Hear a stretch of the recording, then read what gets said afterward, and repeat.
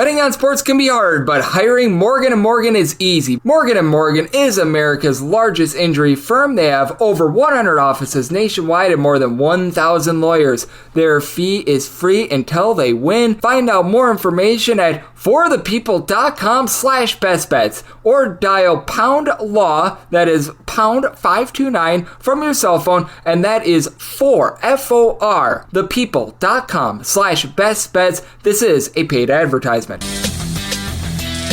warm and friendly hello, welcome to lovely Las Vegas for Coast to Coast Hoops with myself, Greg Peterson, now part of the VSiN Family Podcast. We've got a great podcast for you. We're going to be joined in segment number 2 by a fellow Greg Waddell, who does great work over at Sleepers Media. We're going to be chatting with him about just how dominant the SEC has been. He, much like myself, is a man from the Midwest. He is based out there in Michigan, so we have to talk quite a bit about the Big Ten. We're also going to talk quite a bit about the Atlantic 10. It's been intriguing what we've been finding out of that conference thus far this season. We'll take a little bit of a look at some of the games for Sunday, but mostly take a look at what we've gotten here over the last weekend or two, as we've seen a lot of great action out there. And then in the final segment, going to get you guys picks and analysis on every game on the betting board for this college basketball Sunday as we hit some bank shots. If you do have a question, comment, segment idea, what have you for this podcast, you have one of two ways we'll fire those in. First one is my Twitter/X timeline at GNet_D1. Keep in mind, letters CM, naming does not matter, so as per usual, please do send these into the timeline. The other way is find an Apple Podcast review. If you rate this podcast 5 stars, it is very much appreciated. From there, you're able to fire in whatever you'd like to hear on this podcast via that 5-star review. Did not get in any Twitter/X questions today, but we had a tremendous day of college basketball on Saturday. Let's take a look back at it, try to find some trends, and try to get to know these teams a little bit better. Games from yesterday is Greg buzzing about. Here is the rowdy recap. The day started out very chaotic with Memphis going on the road, getting the job done against Clemson. This by a count of 87-82. This game goes to overtime, so that helps you out with regards to the over. As for Memphis, they have been one of the best three-point shooting teams in all of college basketball. 12 of 25 from distance, with Tyrese Hunter putting the team on his back. 7 of 11 from distance, 23 points. Kobe Rogers, he supplies the team with 22 himself. For Memphis, they do end up winning the rebound battle as well, 34-33. They do lose the turnover battle, 16-13, as you had Victor Larkin supply the team with 23 points, 11 rebounds, but very good effort from Memphis. They get a nice ranked win, and for Auburn, right now, they are looking like the top team in all of college basketball. They are now 7-2-1 against the spread, and they've been laying some big numbers, 91-53, a complete bludgeoning of Ohio State, as Auburn goes 13 out of 30 from three-point range. On this day, it was Denver Jones that stepped up from distance. He went 4 of 5 from three-point range. Geni Broom, he cleaned up. 21 points, 20 rebounds, 6 assists, 3 blocks, and a made 3. Like, my goodness. For my money, he's right now the best player in all of college basketball. For Auburn, just 5 turnovers in this game. They win the rebound battle 49-28.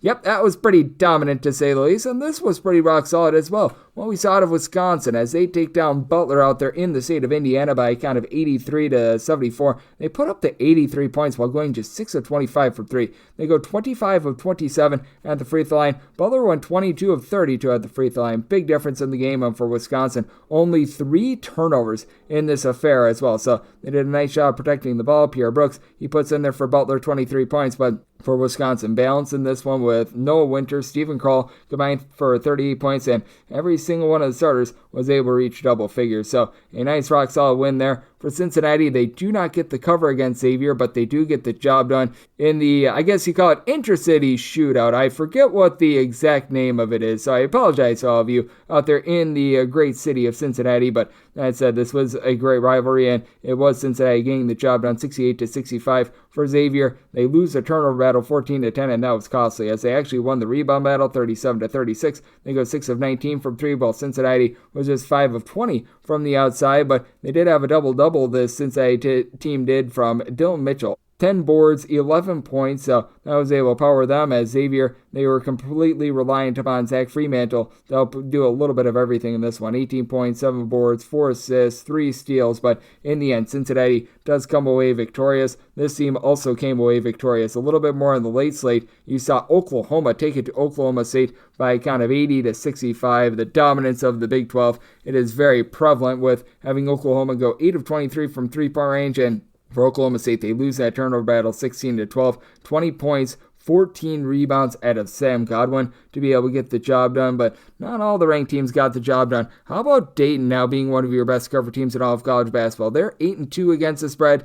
Marquette goes on the road and they lose by a count of 71-63, and Marquette had full control of this game early. They were up double figures at the half. I think that their biggest lead was somewhere in the neighborhood of 13 or 14 points, and then from there, it was Dayton who was able to get the job done in the second half, as for Marquette, that's not necessarily what you want to see out of this offense, losing the turnover battle by a count of 13-7. They lose a rebound battle of 38-31 as Nate Santos, 12 points, 13 rebounds for Dayton, and then a 3 of 4 3-point shooting performance out of Javon Bennett. And outside of Bennett, the rest of the team went just 1 of 15 from three-point range. Did not matter. Dayton found a way to get the job done. UConn showing that perhaps what we saw out there in Maui wasn't a full indicator of what they truly are. They take down Gonzaga at MSG by a count of 77-71.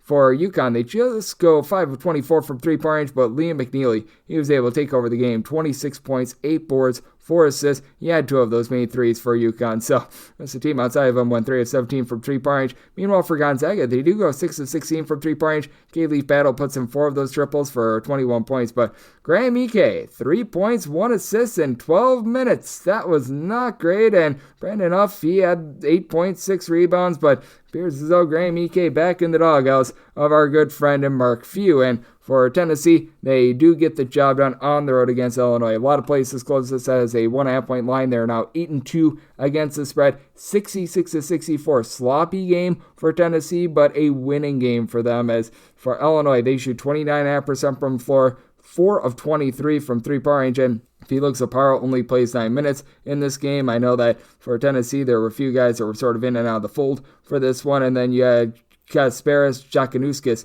be able to supply for Illinois. Bit of everything. 22 points in this one. Tomislav Ivisic, he was able to give the team 12 rebounds, but only 4 points, as Illinois does go 30 of 36 at the free throw line, but they lose the turnover battle by a count of 11-6. So that was a bit of an issue for them. Issues for Mississippi State in getting the job done, but they do get the job done. They don't cover the 9.5-point spread, but they take down McNeese 66-63. This was a nice grind-em-out battle in which McNeese did shoot 9 of 22 from three-point range, and Sincere Parker off the bench was able to supply McNeese with 16 points, but guy that was able to power Mississippi State to victory, Josh Hubbard, 16 points, 5 assists, goes 8 of 9 at the charity stripe, 2 of 5 from three-point range, and for McNeese, they lose that turnover battle by a count of 15-8. Actually won the rebound battle 39-35. That doesn't happen very often against Mississippi State, with Brandon Murray giving the team 10 points, 9 boards, 4 assists, but in the end, Mississippi State, they do find a way to persevere. Something else that has persevered all season long have been overs in Kentucky games, as for Kentucky, they play yet another over, and they do get the job done against Louisville by a count of 93-85. And for Louisville, they had actually been one of the top 100 teams in all of college basketball entering into this one. And by the way, going back to a game from earlier, Xavier, now 9 unders to 2 overs this far this season. They have been one of your top 100 teams in all of college basketball, even better than what we've been seeing out of Louisville to the under. But that said, for Louisville, they go 14 of 39 from three-point range, so they erupted there. Problem was, Lamont Butler went 10 of 10 from the floor, 6 of 6 from three-point range for 33 points. He was injured in the team's last game or two, so he emerges off of injury, and he was absolutely amazing in this one for Kentucky. They do lose that turnover battle 11-7, but they win the rebound battle as well, 41-31. Just an absolutely tremendous performance there. And Terrence Edwards off the bench, 5 of 7 from three-point range for Louisville. So had 2 guys that just really could not miss on both sides. That was a lot of fun, and this has been a lot of intrigue with regards to Southern Miss and them not covering, as they did so once again on Saturday, 77-46. They fall to Ole Miss. No Andre Curbelo once again in this game. He's currently dealing with a suspension, and for Southern Miss, 17 turnovers on 16 made field goals. That is not going to cut it. And Ole Miss, they had 13 made threes, with Sean Padula going 6 of 10 from three-point range, 18 points. The wealth very much was spread out in this one, so Ole Miss, they do a nice job of powering their way to victory. And talk about best under teams in all of college basketball. Kansas, one of them, 1 over to 9 unders thus far this season. They take down NC State by a count of 75-60 for NC State.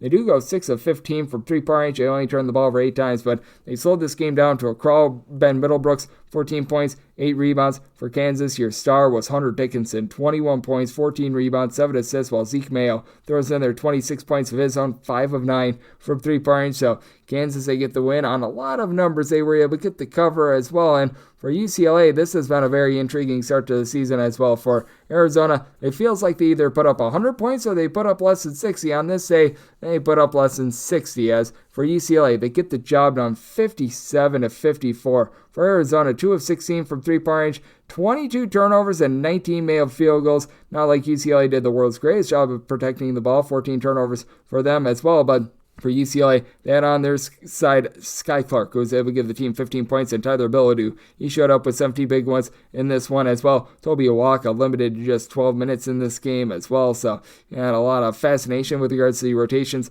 for this Arizona team, and in the end, getting the job done was UCLA. If you're looking at worst cover teams in all of college basketball right now, Louisiana, they have been the poop de la poop, as they are currently 1-9 against the spread thus far this season. And for our good friends in Louisiana, they got dump trucked by Lamar by a count of 74-45.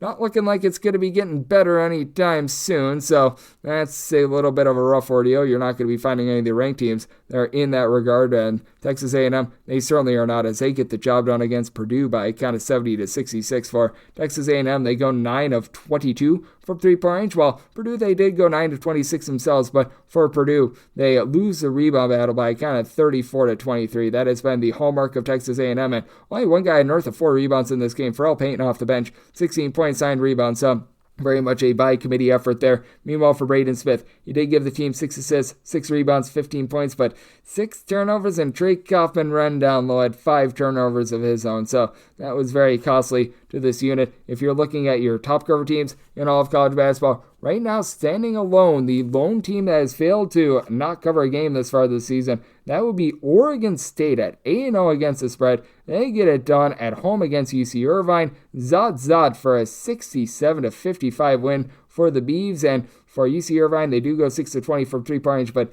17 turnovers in this game. Oregon State, they themselves had 21 turnovers, but they managed to go 6-15 from three-point range. And DeMarco Minor, he was a major part of this win. 9 boards, 5 assists, 19 points out of him. Very good performance from Oregon State, who won the rebound battle 37-27 over Bent Lutken and company. So that was a nice high-quality cover. St. Bonaventure has been one of your better cover teams in all of college basketball. They're now 9-1 against the spread, and the issues that we were seeing for the Big East are starting to crop back up once again. 74-70, the Bonnies get the job done. They go just 4 of 14 from three-point range. For Providence, they go 10 of 32 from three-point range. And for this Providence unit, it was a case where you had no Bryce Hopkins once again in this one. I have no idea if they're just trying to limit the amount of just reps he gets in non-conference play or what have you, but without him in the fold, Wesley Cartett was the top scorer with 13 points. Meanwhile, Melvin Council, he took Providence to class, 24 points, and then Chance Moore gave you more, 12 rebounds for St. Bonaventure. It's been a really good cover team. By the way, Ole Miss, a team that I already recapped,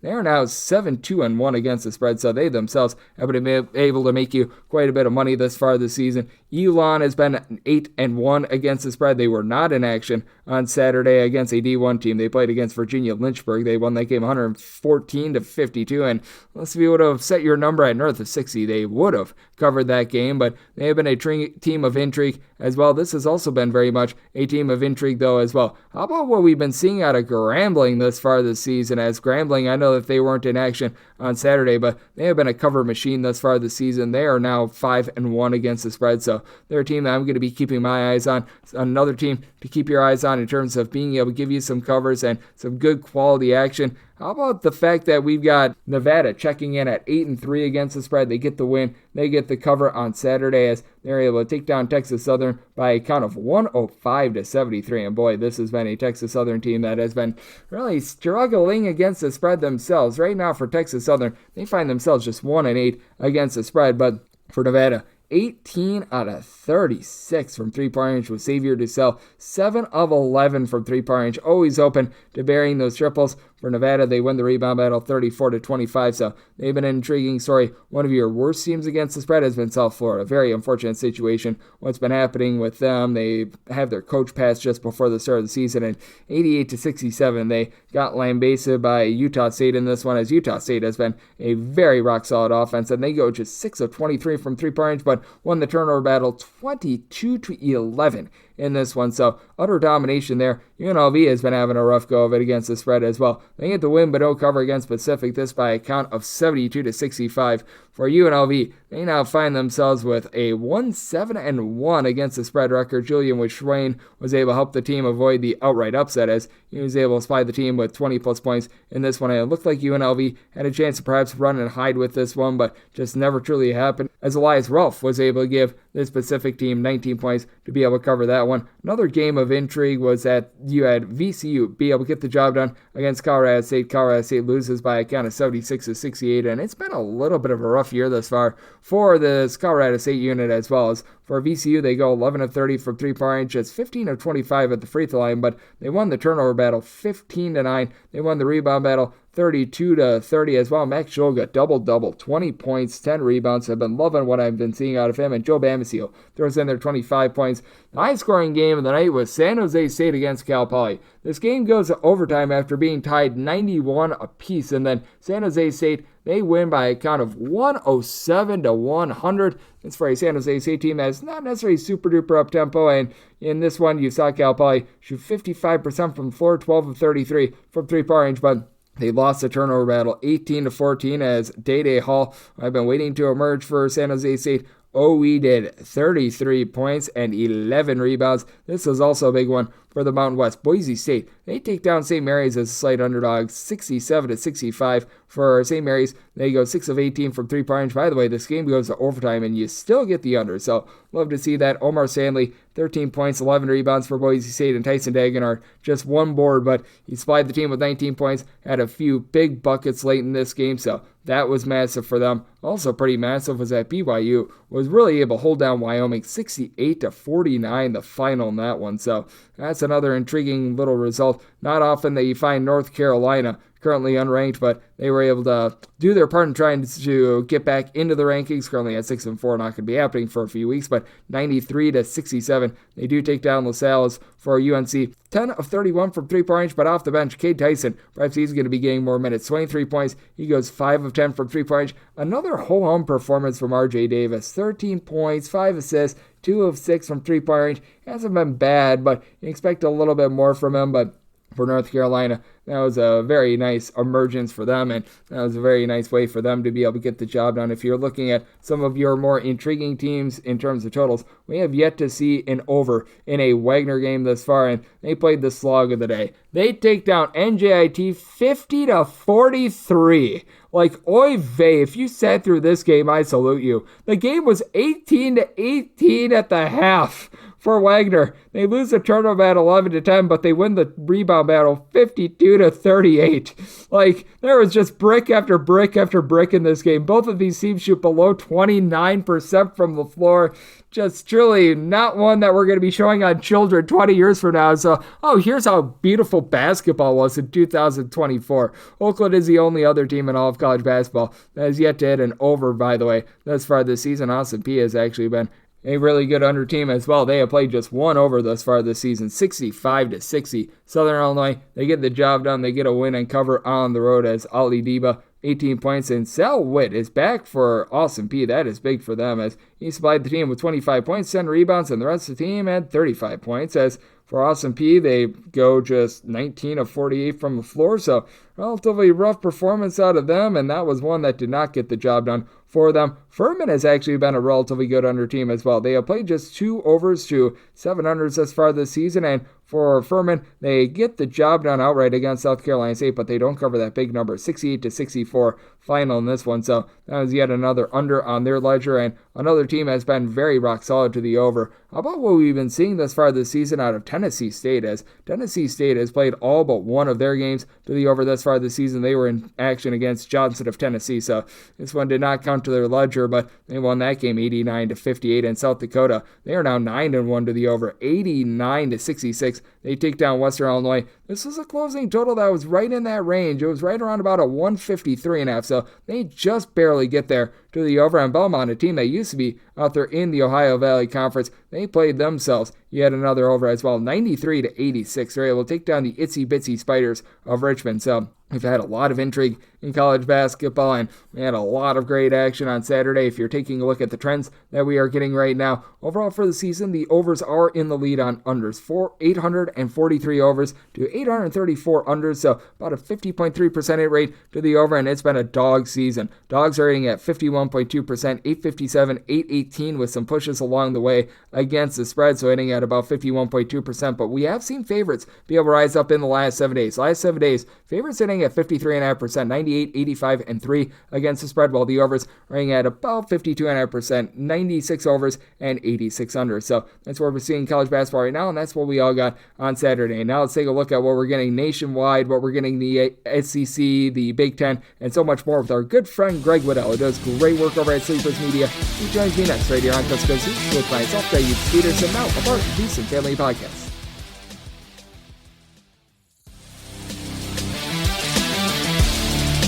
We're back here in lovely Las Vegas for Coast to Coast with myself, Greg Peterson, now part of the VSiN Family Podcast. Always great to be joined by this man as we've got Greg Waddell aboard. He does such great work over at Sleepers Media. Taking a look at this wonderful game that we all know and love of college basketball. I know that he and Carter Elliott are doing a great job on so many different fronts, obviously taking a look at all that we're getting in the Big Ten, but additionally just taking a look at this great sport of college basketball. We've had ourselves an amazing season, and Greg and Carter have been doing a great job of looking at it all. I know that Greg also doing some tremendous work over on Action Network as well, and you're able to find him on Twitter/X at GWizzy, the number 12 all together. And Greg, it's always a pleasure, my friend. Thank you so much. Always great to be here, Greg. It's a big week. I've been making a list, checking it twice, going to find out who's naughty and nice. You know, there's a lot of college basketball teams that belong on the naughty list right now. So hopefully we can talk through some of them.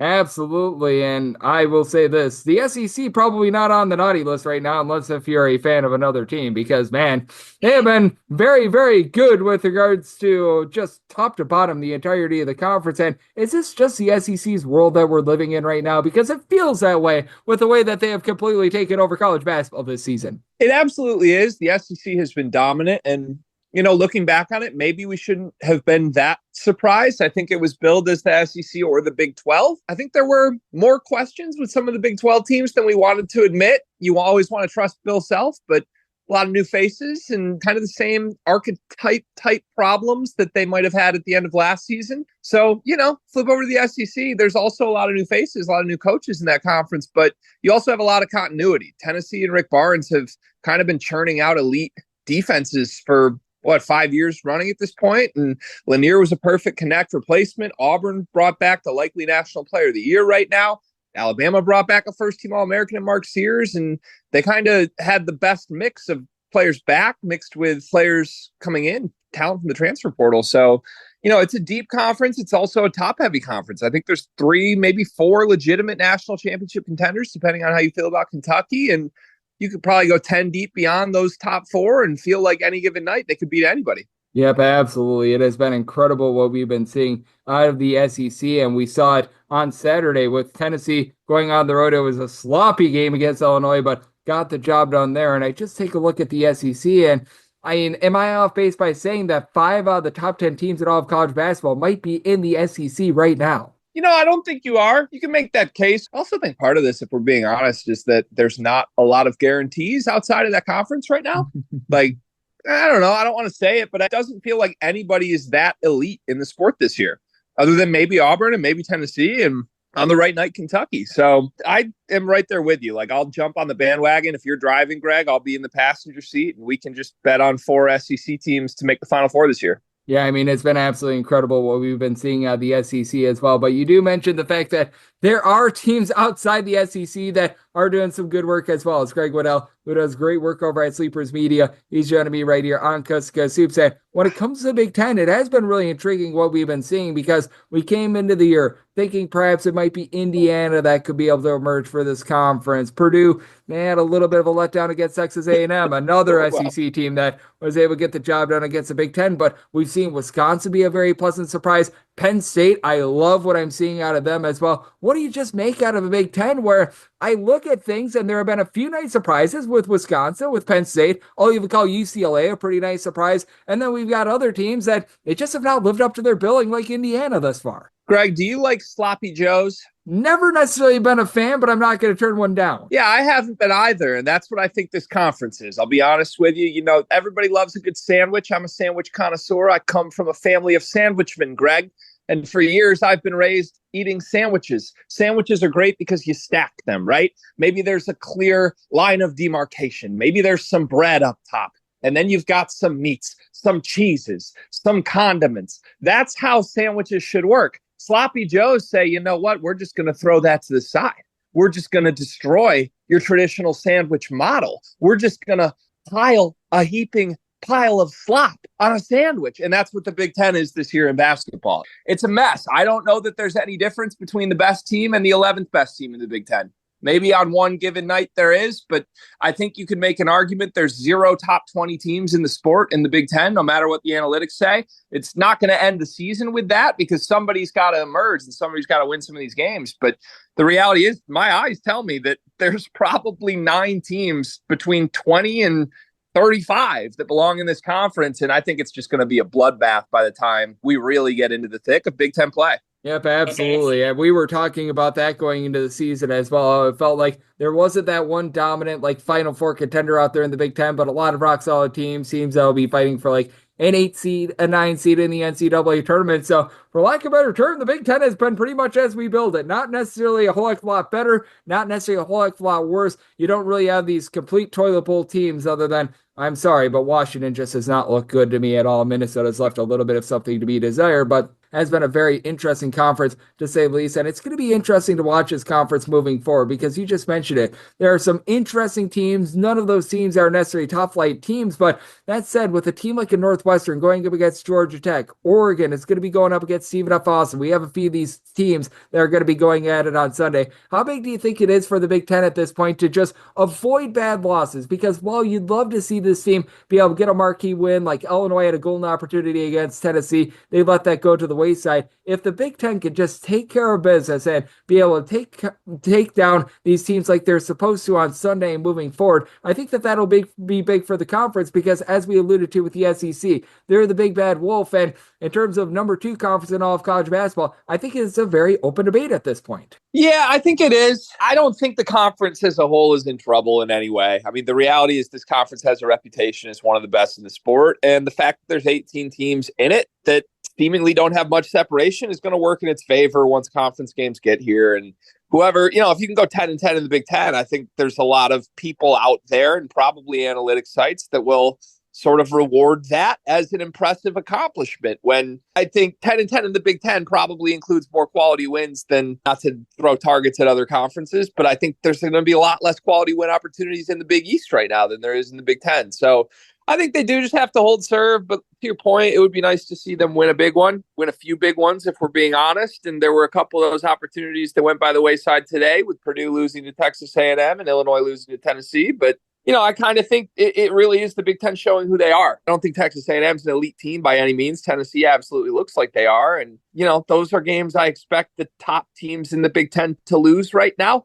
They just aren't a complete product. Even the best teams have a couple pretty serious liabilities that will end up being matchup dependent when we get to conference play. Yep, I do agree with you there. This is certainly a conference that is incomplete right now. There are some nice signs, but do need to see it all come together. As Greg Waddell, who does great work over at Sleepers Media, is joining me on Coast to Coast Hoops. And Greg, just what have you made on the overall landscape of college basketball over the last few weeks? Because I thought that just the Feast Week tournaments were crazy, and maybe I'm just a little bit dismissive of it, but I think that when you get into the Feast Week tournaments, I put them in a little bit of lower regard than what we saw in terms of like the ACC SEC challenge, the Big East versus Big 12 challenge, because I think things can go just completely wackadoo when it comes to the Maui Invitational. Like when we saw UConn be 8th out of 8 teams, I felt pretty confident in saying that they were a little bit better than what they showed there. Were able to give a good effort against Gonzaga on Saturday. But just what do you make right now out of things outside the SEC? Because I do think that there are some interesting teams. We just talked about a bunch of them from the Big Ten, but you alluded to it with the Big East as well. It's a conference where I think that there's a little bit of danger zone with them, perhaps being a conference that, other than Marquette, just really doesn't have that top flight team as well. And they're a conference that I think is worth watching, with a few teams like Villanova trying to ascend. You raise a good point. I think everywhere in the country has questions right now outside of the SEC, like we talked about. Like, UConn, you mentioned MTEs. You might be able to convince me that Dan Hurley wanted to throw the Maui Invitational based on what this UConn team has done since they returned stateside. So I don't know. Are they great? Are they the top 10 team we thought in the preseason? I still don't really think so. Marquette's been pretty phenomenal, but even them, to me, they really have been, I don't want to say relying on Cam Jones because he's just a superstar, but I still have questions on the supporting cast when they play some more quality opponents than what they've seen. So I don't know. It's one of those things where I think we are realizing for the first time in the transfer portal era and the NIL era that it's actually instilled a lot more parity than any of us expected. I mean, speaking for myself, when we realized 4 years ago that this is where the game was headed, I assumed that the Blue Bloods would just get even stronger and there would be a bigger gap between the schools with money and donors and a transfer destination of choice. Those teams should thrive. And instead, I think the revolving door of personnel has almost evened the playing field. The best teams know that they should be getting the best talents in, but it's not easy to take someone, even if he's a 23-year-old, and just put him on the court with a system and with guys that have played 4 years together. So, it feels like it's anyone's game. I think there's honestly a good argument for roughly 30 teams to win a national championship this year. And that sounds insane, but it's a little bit refreshing, I think, for the sport, coming off of a year where UConn was so dominant and Zach Edey was so dominant, quite frankly. We all knew where it was headed, and it was fun, and it was good for the game to see such a top-heavy sport ultimately culminate in the two top-heavy teams meeting in the championship. But you know what? Now let's hit the reset button, and it's anyone's game. And it's going to make for an insane March Madness. Yep, it certainly is going to, and I'm right there with you. I don't know if I'm willing to go as far as 30, but certainly north of 20 teams that could be fighting out for a Final Four national title right now. I do think that it's about as open as we have seen thus far, and I can make the case that Auburn is the number one team in all of college basketball. I feel comfortable in saying that, but Auburn is a team with a few flaws. We've already seen them lose on the road against Duke, which, again, no shame in losing on the road against Duke. We know how difficult it is to play there, but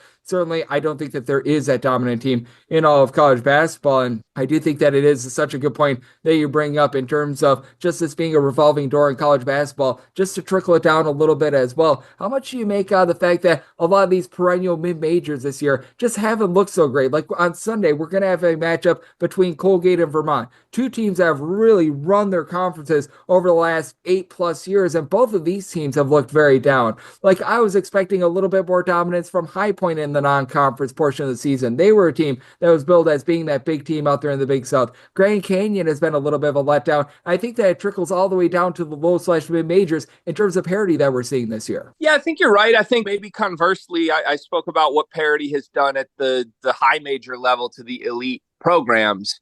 I do think maybe it's had the reverse effect on some of the mid-major programs that have been doing well, if that makes sense, because at the end of the day, basketball is a game about talent and scheme, and a good coaching staff can take you very far places. But even at the mid-major level, usually the best mid-major teams are the teams that strike gold on under-the-radar players that may have had a 1-star next to their name in the recruiting rankings, but ended up being a 4-star player. Now, if you're a 1-star coming in as a freshman and you end up playing like a 4-star year one, the big schools come calling. It is a little bit of a frustration point for me because I think the sport's in a really healthy spot when there are a lot of competitive mid-majors. And you're right, you mentioned some of the best programs in the sport that have just sort of taken a step backwards this year. But I don't know. I think you can still search and find certain teams that may have been even more under the radar that are trending towards being that sneaky, surprising team by the end of the season. And, it's early. We're 1 month in. Some of these other programs can still right the ship.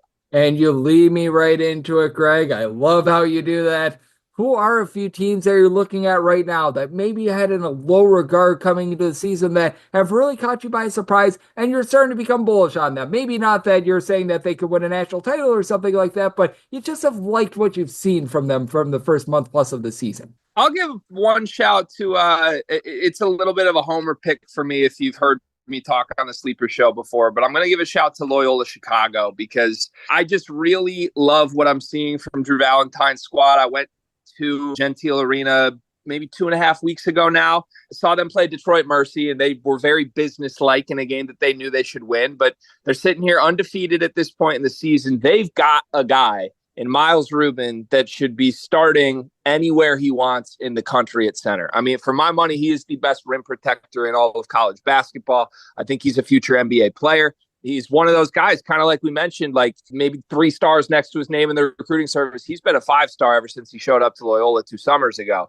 And, you know, he's got a great relationship with Drew Valentine. He seems very bought in on becoming an NBA player at Loyola, and everything's built around him. They've got length, they've got athleticism, they've got experience. He portaled in a couple veterans, and they need to get Dawson back. Dawson's been their most dynamic guard. He went down with a pretty iffy looking injury last game, but he may miss a couple of weeks here. Once he's back though, pre-March, I'm buying them as the A10 champions, and I'm buying them as a team that can make some noise in March.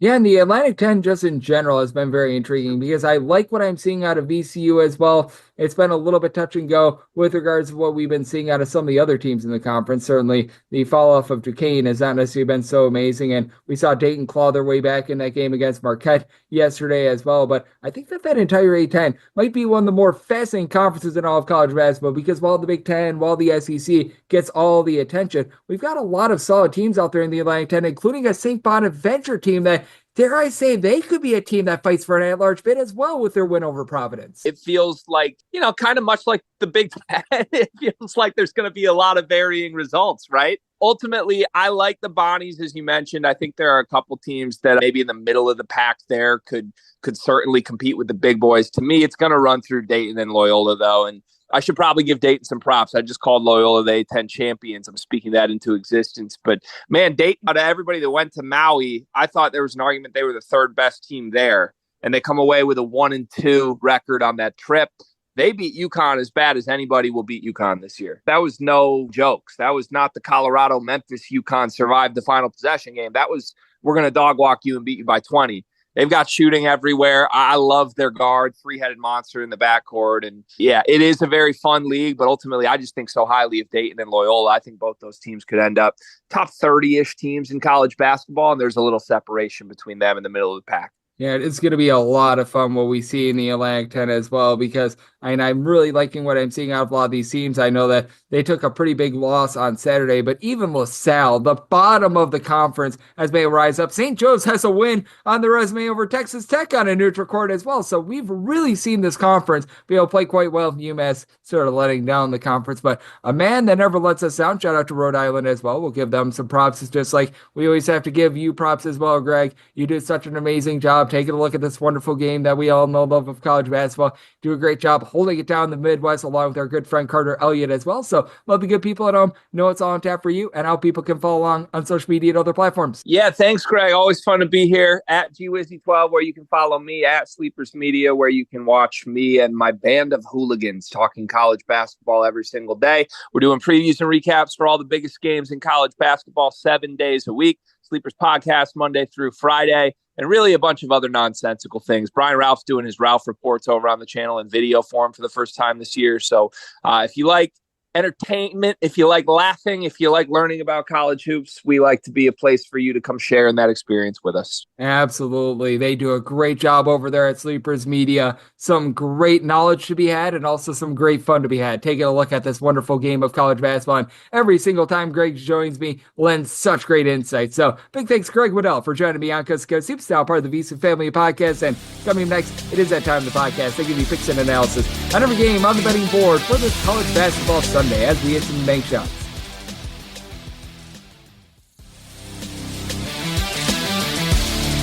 And we're back here in lovely Las Vegas for Coast to Coast Hoops with myself, Greg Hoops Peterson, now part of the VC Family Podcast. Always great to be joined by Greg Waddell, who does such great work over at Sleepers Media, along with Field of 68 and so many other ventures, taking a look at this wonderful game that we all know and love of college basketball. Every single time he joins me, lends such great insights, did so once again today, so big thanks to Greg for joining me in the last segment. Now it is that time of the podcast. I give you picks and analysis on every game on the betting board for this college basketball Sunday as we hit some bank shots. Most financial establishments close at a certain time, but not here. It is time for a side and total on every game on today's betting board bank shots.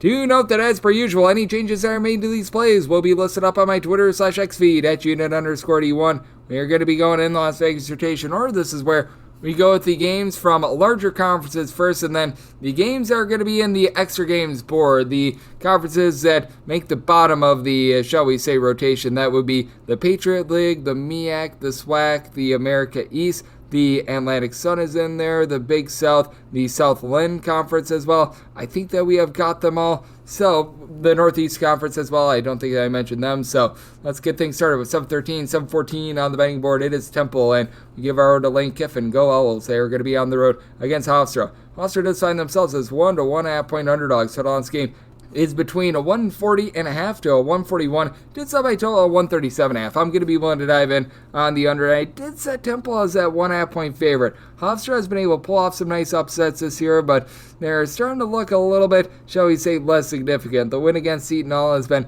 not necessarily looking so great, along with the win over UMass, but they've been able to find a little bit more in the backcourt as Gene Amarujian has been very versatile. 4 assists, 5 boards, 13.5 points per game, shooting in the mid-30s from three-point range, but it's been all about the 42% three-point shooting and 15 points per game of Cruz Davis on 4 assists per game has been able to really help this team get along. And you've got Michael Graham, who down low has been able to give this team 7 rebounds per game. That's been a big issue for Hofstra, a team that year in and year out typically is outside the top 250 with regards to rebound rate. I think that Steve Settles should be able to settle things down low. 6.5 boards, 12.5 points per game. But also big for this team is that it looks like Quinn Greer should be back for this game. He has been suspended for the entirety of the first half of the season. It has been very much less than savory for them. And in the meantime, even if you don't get him in this game, you still have Jamal Mashburn Jr. is able to supply the team with 22 points per contest, shooting north of 50% from three-point range. That is going to be seeing a little bit of a fall off, but they've had to have the ball in his hands quite a bit, and even with the ball in his hands, team hasn't turned the ball over a lot, only about 10 turnovers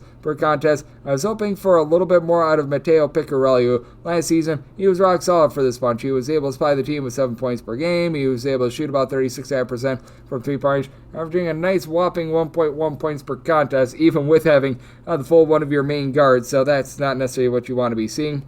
They've also dealt with a little bit of injury to Elijah Gray, but he should be back in the fold for this one. Missed about 2 games a little bit earlier on during the campaign. He's been able to really ascend for the team. 6+ points in each of the last 3 games, offering a little bit in terms of generating some turnovers. Do think that Temple going to be able to win that turnover battle. It has been a Hofstra team that has been turning the ball over 12.5 times per game, and Hofstra playing at a bottom 75 pace in terms of total possessions per game. This has been a Temple team that has been very much less than savory with their defense. 78+ points allowed in each of their last 5 games, so it's a good old situation of something's got to give. I do think that things are going to be a little bit slowed down, so I'm going to be willing to take a shot on the under. Semi-total 137.5. Keep in mind, noon Eastern time tip, and this is out there from Hempstead, New York, so you've got yourself a true home game for Hofstra, but that said with Temple, just think that they have just enough to be able to get the job done. Wanted to lay up to a point with them. 7-15, 7-16 on the betting board. Northeastern hits the road face-off against Old Dominion. Old Dominion, a home underdog between 6 to 7 points. Set on this game between 142 to 143. I did semi-total 138.5.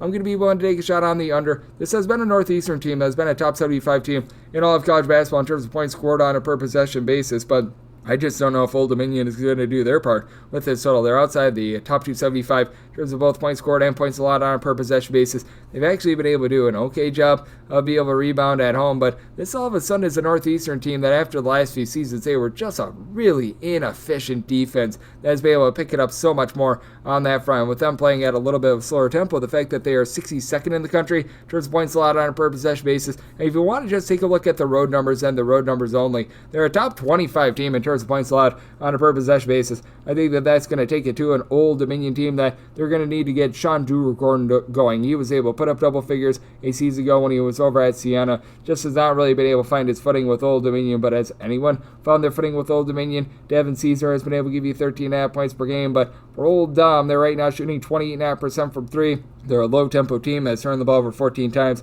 per game. You've had Drew Gordon also be able to supply the team with 7 rebounds per game. That's been pretty rock solid. Stephon Walker has been able to give you about 7 boards per game as well. But, they've just really been dealing with some inconsistency in the backcourt. Elevin, Caleb Sweat, and Roger down low. He's a true 7-footer that comes in from Maryland. He's able to give you about 4.5 to 5 rebounds per game. So Northeastern going to have their hands full there. But you've got a very versatile piece in Harold Woods, who's been able to give you 15 points, 2.5 assists, 8 boards, shooting well north of 42% from three-point range, and then additionally the 17.6 boards, 4 assists of Rashad King. This has been big for a Northeastern team that they don't have that big like they had with Chris Doherty for so many years, but Masai Troutman is out coming back in the fold. He's been able to get this team 12 points per game. For Northeastern as a whole, they are turning the ball over about 12.8 times per game, but again, this is an Old Dominion team that's not really pushing the issue in terms of generating turnovers. Old Dominion has been rough with their offense all season long. They've been rough with their defense all season long, and for this Northeastern team, they have given up 68 points or fewer in pretty much all but 2 of their games against E1 foes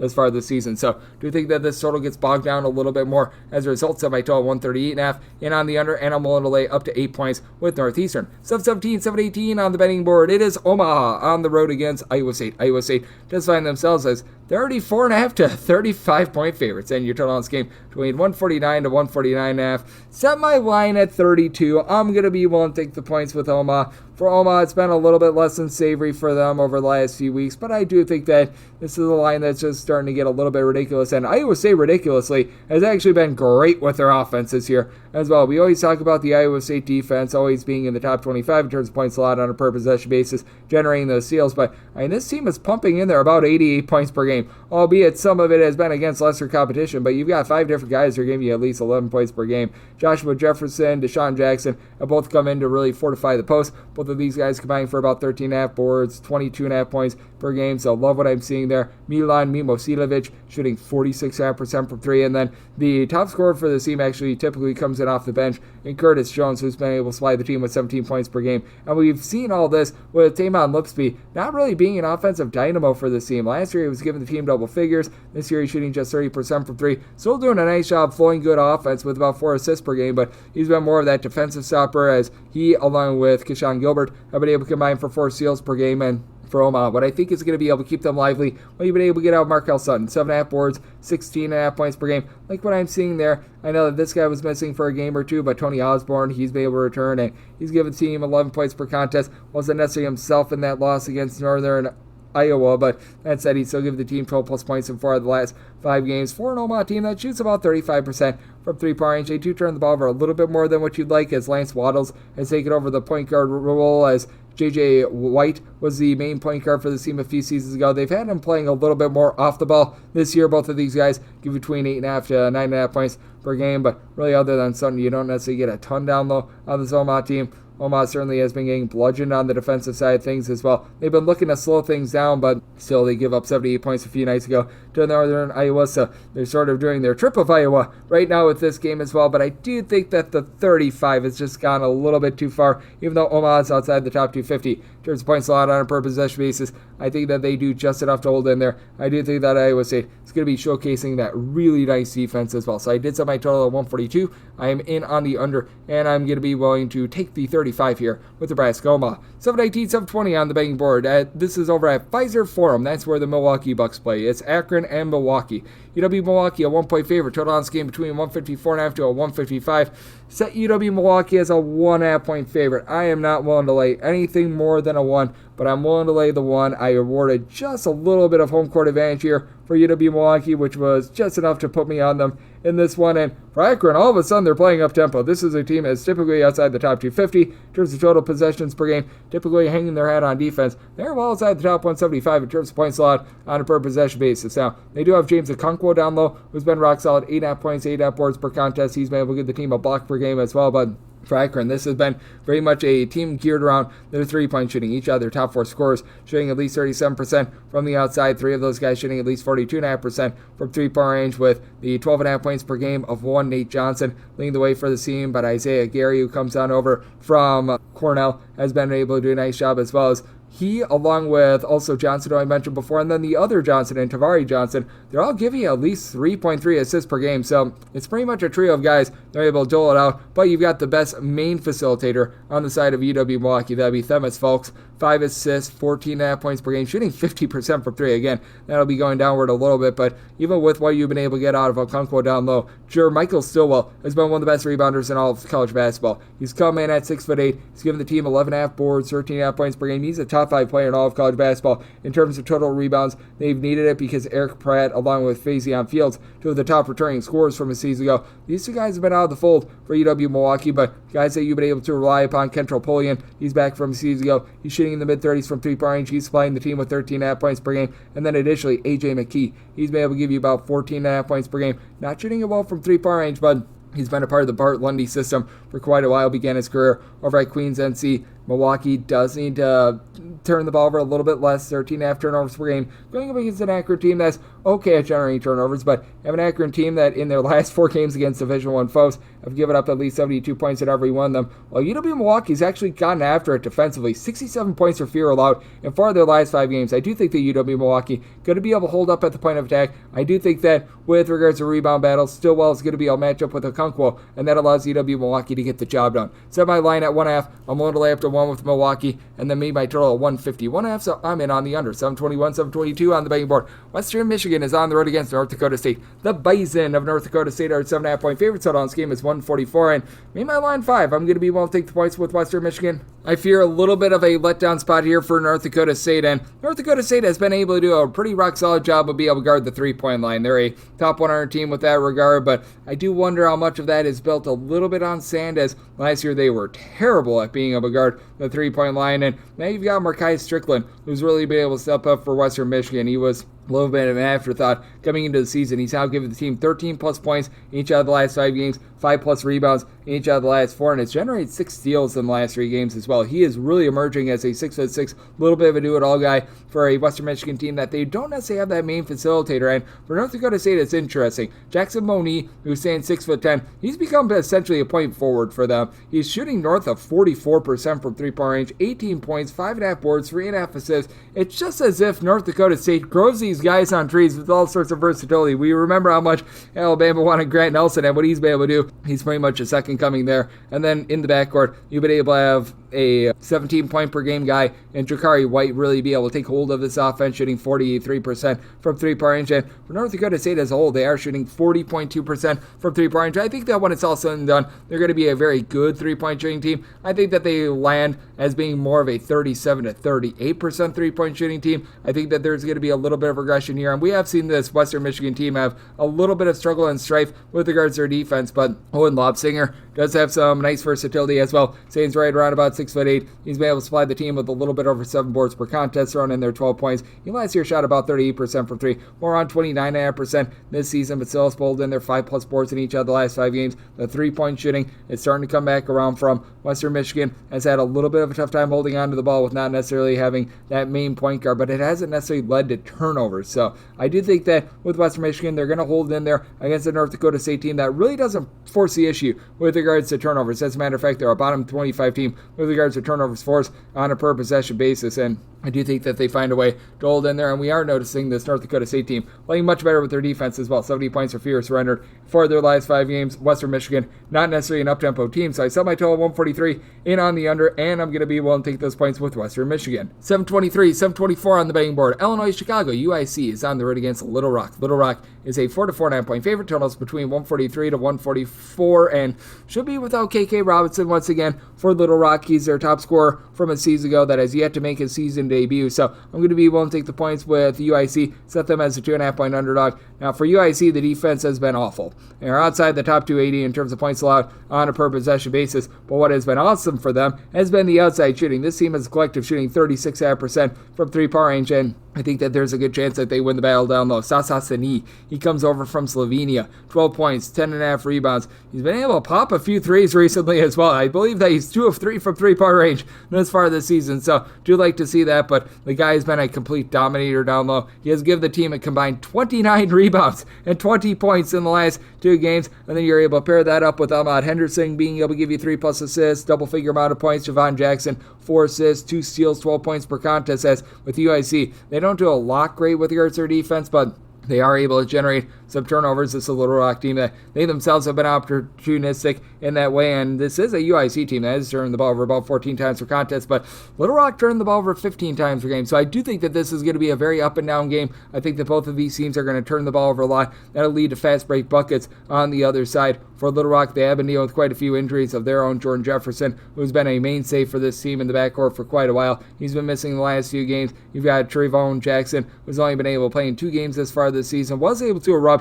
in the team's last game, putting up their 15 points. So we'll see what we're able to get out of the freshman moving forward, as I know that there were some good things said about him coming into the season. But it's all about Milwaukee Wilkerson along Jonathan Lawson, the 2 main transfers, combining for about 31 points, 12 rebounds, 4 steals. And right now, Lawson shooting 44.5% for 3. Wilkerson at 6'5", about 38.5% from distance. But what are you going to be able to get outside those 2 guys? Because you've been able to get some nice facilitation out of Isaiah Lewis. 10 points, 4 boards, 3.5 assists per game. I like what I'm seeing there, but Lawson has been your main trigger man with about 4 assists per contest. This team doesn't necessarily have a ton down low. Little Rock, one of your lesser teams with regards to rebound rate in all of college basketball. And feels like UIC is starting to dial it in a little bit more with regards to their defense. 72 points of fear allowed in 2 out of their last 3 games, but let's call it what it is. This is a team that is pretty much all gas, no breaks with regards to their offense. Got a Little Rock team that they themselves were able to 34 points a few weeks ago in that loss against Illinois. They've been playing at a little bit more of a middle tempo without KK Robinson out there, but I do think that they're going to exploit a UIC team that's had a tough time being able to guard the 3-point line. But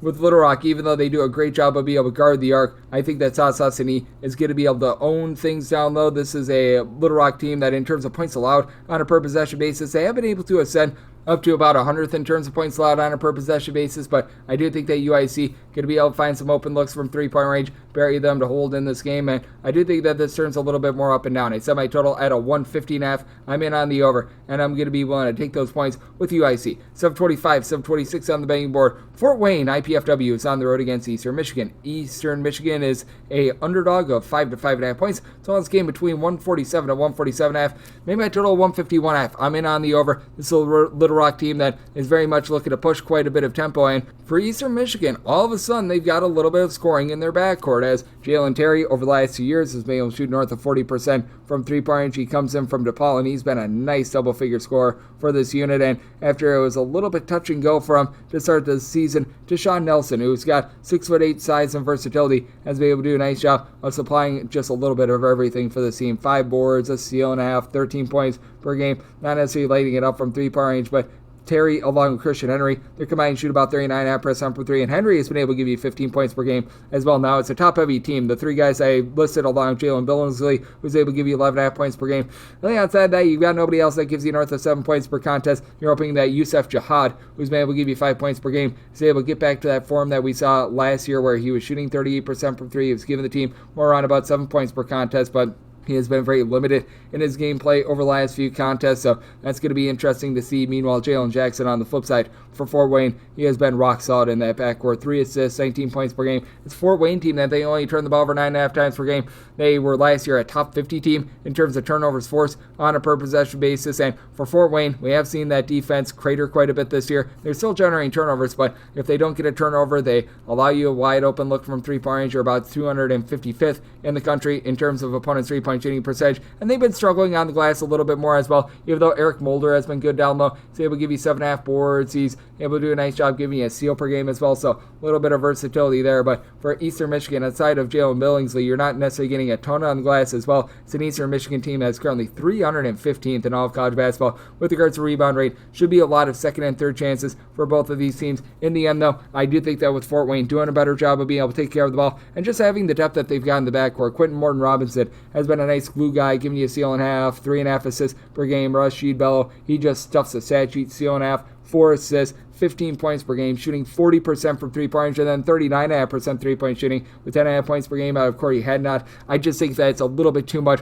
for this Eastern Michigan team to overcome, and do think that both of these teams are going to be flying up and down the court in this one. So I set my total 151.5. I'm in on the over, and I'm willing to lay up to 7 with Fort Wayne. 727, 728 on the betting board. UT San Antonio. Meet the Roadrunners are on the road against North Dakota. North Dakota does find themselves as a underdog of a point to a point and a half, totals between 154.5 to a 155. And if this sounds like we broke this game down on Friday, well, these two teams were playing in the lovely city of San Antonio on Friday. So we've got the old back-to-back. It feels like we're back in the COVID era, and I'm going to be willing to lay it with San Antonio. I set them as a 2.5 point favorite. I just feel like they're the superior team, even though they were unable to cover a few days ago in the lovely city of San Antonio. They were doing a nice job leading that game by double figures for quite a bit of it, and I do think that with UT San Antonio, they should be able to do a little bit of a better job on the glass than they did a few days ago. Amar Kuljajovic is really starting to emerge for this North Dakota team. He was their top rebounder last year. He had a really rough go of it to begin the year this season, but now he's been able to get back to averaging right around about 7 or so rebounds per game, so he's been able to have a little bit of a nice bounce back there. But with this UT San Antonio team, what you're able to get out of Janavia Smith, who's been able to supply the team with about 9 or so rebounds per game, down low I think is going to be a little bit overwhelming.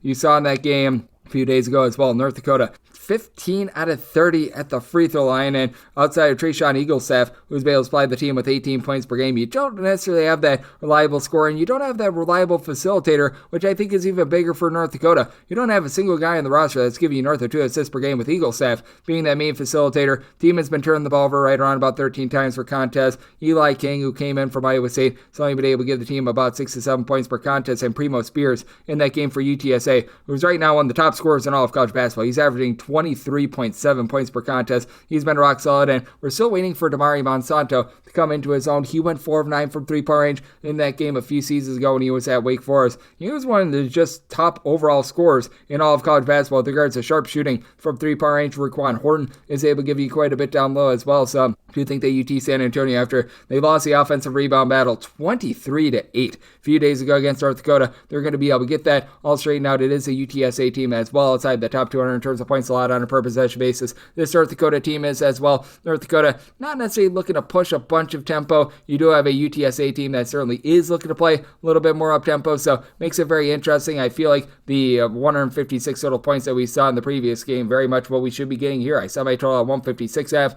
I am in on the over, and I do think that UTSA covers this one. I'm willing to lay up to 2 with them. 729, 730 on the betting board. It's a neutral court game between Georgia Tech and Northwestern from the great city of Milwaukee, with Northwestern a 6.5 point favorite, totals between 138 to 138.5, and with Northwestern I set them as an 8.5 point favorite. I'm going to be willing to lay the number. It's just been a less than savory run for the ACC this season, and with Georgia Tech, this team is just one that I'm not necessarily in on, even though I think that they've got some nice pieces. You've got Lance Terry, who's able to give you 15.5 points. He's been able to shoot about 40% from three-point range after he missed the entirety of last season due to injury. 6'8" versatile big man Bate and Ndongo has been able to give you 13.5 points, 8 boards, throws in there about a block per contest as well. Has been shot blocking a little bit less this season, but he's been rock solid down low. He's able to step out, give you a little bit of range, while Nathan George has been able to give you an assist to turnover ratio that's north of 2.5. Not necessarily a gifted scorer, but he's been able to come along with that part of his game as well, shooting about 33% from three-point range. But where Georgia Tech has really been going wrong has been on the defensive side of things. This is a unit that, in terms of points allowed on a per possession basis, they're outside the top 120. It's a Northwestern unit that, yeah, they're going to have their issues down low. They have been a team over the last 2 seasons that has been outside the top 125 with regards to their rebound rate, but they rank 46th in the country in terms of points allowed on a per possession basis. Still trying to figure it out at the point guard spot after they lose Boo Buie after he just ran out of eligibility. But Brooks Barnizer, Nick Martinelli, these two guys combining for 40.5 points per game, nearly 15 boards. Barnizer has been able to give you 3.5 assists, 2 steals per contest. Martinelli is right now shooting 57% from three-point range down. You're going to need to get a bit more of Ty Berry. He was a really nice third wheel before going down last season. 11.5 points, 43.5% three-point shooter. Doesn't look fully back from injury, as he's had some interesting performances. In the last 5 games, he has scored 0, 7, 1, 20, and 0 points. Overall for the season, averaging 7 points per contest, shooting 35% from three-point range. They just need better efforts out of him in general. But you've been able to get something down low out of Matthew Nicholson, who's been able to give you about 5 boards per contest, a block and a half per game. Not going to give you a lot on the offensive side of things, but has been able to do a nice job on the defensive side of things. We have seen this Georgia Tech team, even though they've got some nice firepower with regards to their backcourt, get held to 65 points or fewer in 3 of their last 5 games, and the only teams that they really were able to emerge against, Central Arkansas and Charleston Southern. When they played against better competition, like North Carolina, like Cincinnati, the offense has not been there. Defense has honestly been able to come along for the ride a little bit more for them, but I did set my total at 138.5. I really like what I'm seeing out of that big 2 from Northwestern. It's a Northwestern team that's pretty slow and controlled themselves, but that said, here out of 138.5, I'm willing to go over. I do think the Northwestern takes it to this Georgia Tech team. I think that they're doing a better job down low this season. I think that those big 2, they're able to take over this game. So I'm going to be willing to lay with Northwestern, and I'm going to be in on this total over. 731, 732, this will be a game that I write up as you've got St. Louis on the road against Illinois State. Illinois State, a home underdog of a point to a point and a half total on this game, is 150.5 to 151.5. Do you think that the wrong team is favored? I said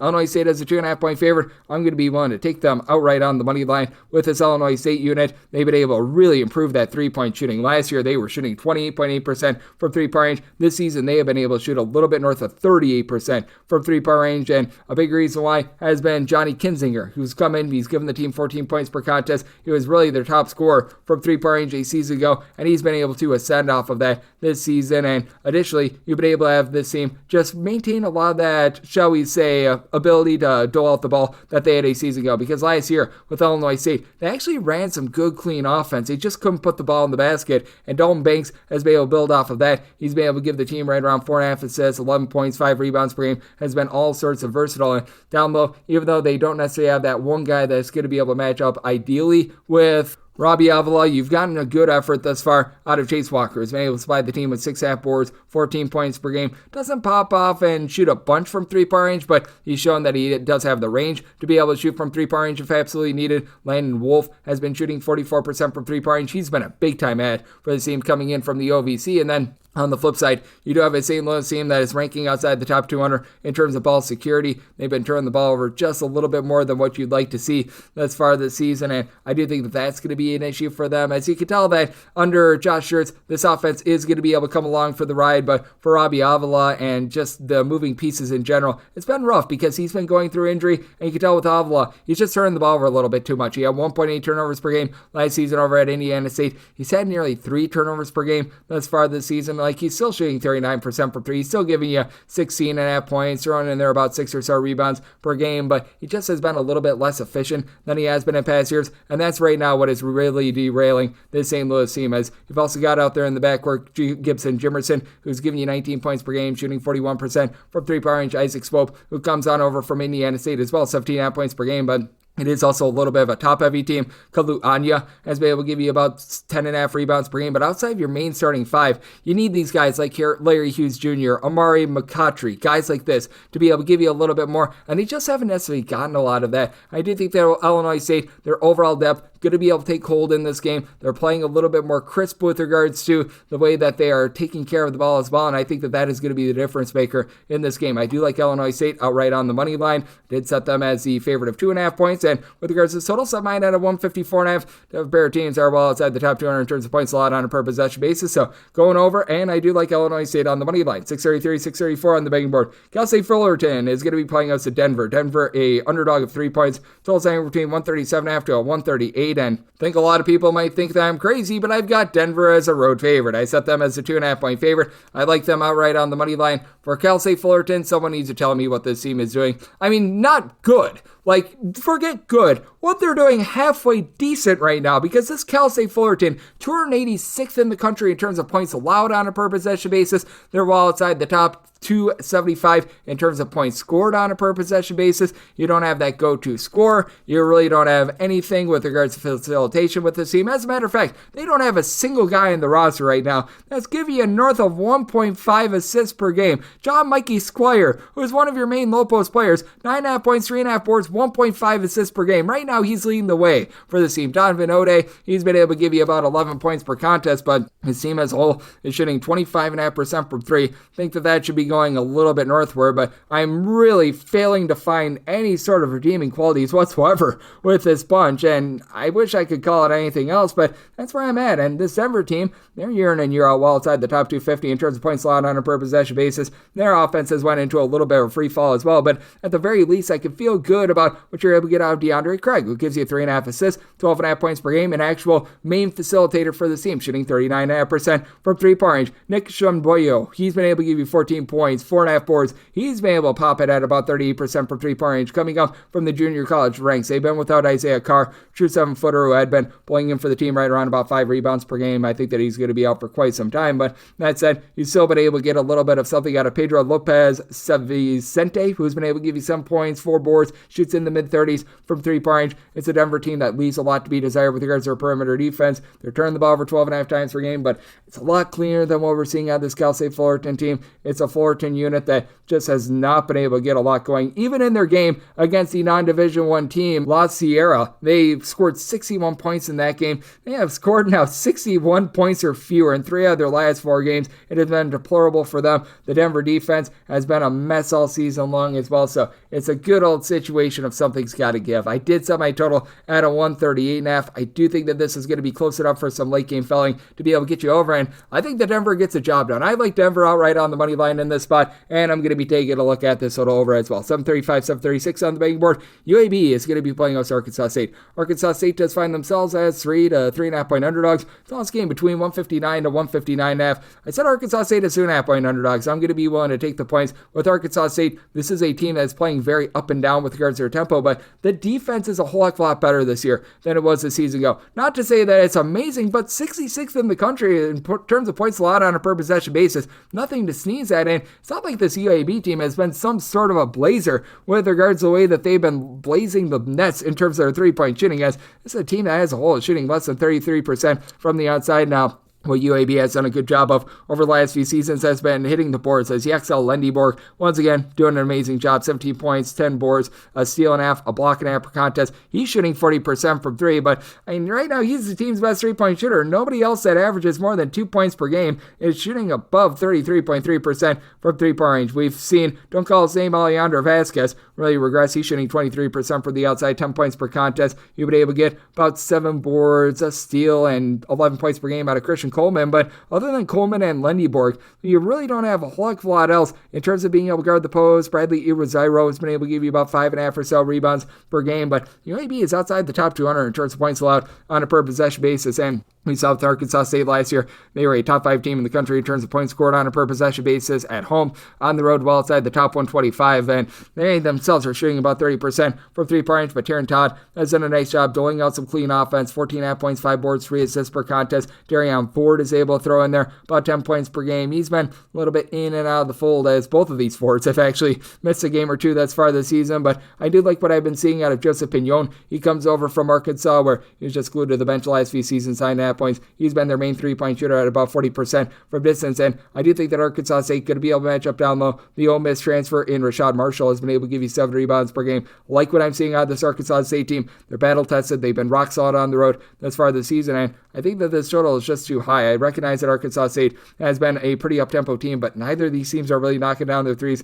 Neither of these teams super efficient on offense, so I do like the under in this spot, and I'm going to be willing to take 3+ here with Arkansas State. 737, 738 on the betting board. San Francisco and Loyola Chicago do battle from the lovely city of Milwaukee, and San Francisco, a 4-point favorite. Total on this game is 139. With the Dons, I do feel like they should be a favorite, but I made them a 3.5 point favorite. I do feel like this being in the Midwest, and let's call it what it is, for those that know geography, Chicago not very far from the city of Milwaukee. That should give a little bit of credence in this game as well, so I'm willing to take the 4 with Loyola Chicago. Loyola Chicago has been very good down low. We were just talking about them with our good friend Greg Waddell, and with this Loyola Chicago team, I do think that they're going to hold up with Miles Rubin being able to give you multiple blocks per contest, 5+ rebounds per game. He's just been a really good rim protector in general for this team. It is a Loyola Chicago team that, in terms of games played in a road or neutral court environment, by the way, they're a top 10 team in all of college basketball with regards to their rebound rate. Now, this is a San Francisco team that they absolutely get after it on the defensive side of things as well. Number 12 in the country in terms of points allowed on a per possession basis, and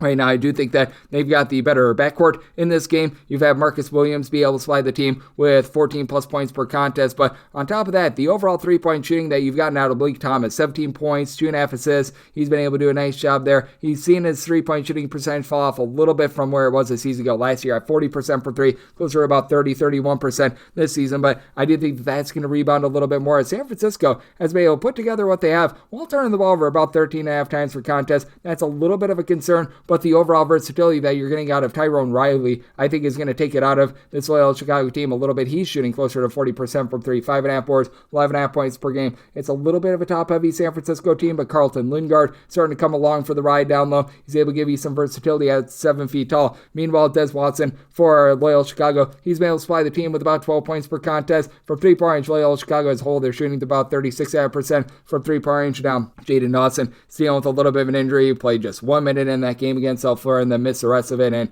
we saw them just barely be able to squeak out that game, so that does have me a little bit more bearish on Loyola Chicago. But Justin Moore has become a really nice facilitator for this team. 6 assists, so about 1.6 turnovers per game. Loyola Chicago has been able to clean up a lot of the, shall we say, woes that they've had in terms of turnovers in past years, and Francis Nworke has been solid down low. In the end, I do think that this is going to be a little bit of a lower scoring slog. Both of these teams are very good defensively, though both of these teams do a nice job being able to supply it on offense as well. But I did somebody total 137.5. I'm in on the under and at 4+, taking those points with Loyola Chicago. 739, 740 on the betting board. Idaho is going to be playing us at UC San Diego. San Diego is an 8 to a 9 point favorite, and your total on this game 141. This UC San Diego team has been impressive, and I do think that they're going to be able to get this win, but I can only set my line at 7.5. I'm going to be willing to take the points with Idaho. It's very hard to be able to get to Moscow this time of year, so that makes things a little bit of an issue for UC San Diego, though they do play out there in a conference where they travel around quite a bit as well, so that actually works a little bit in their advantage, especially when they have to go to Hawaii.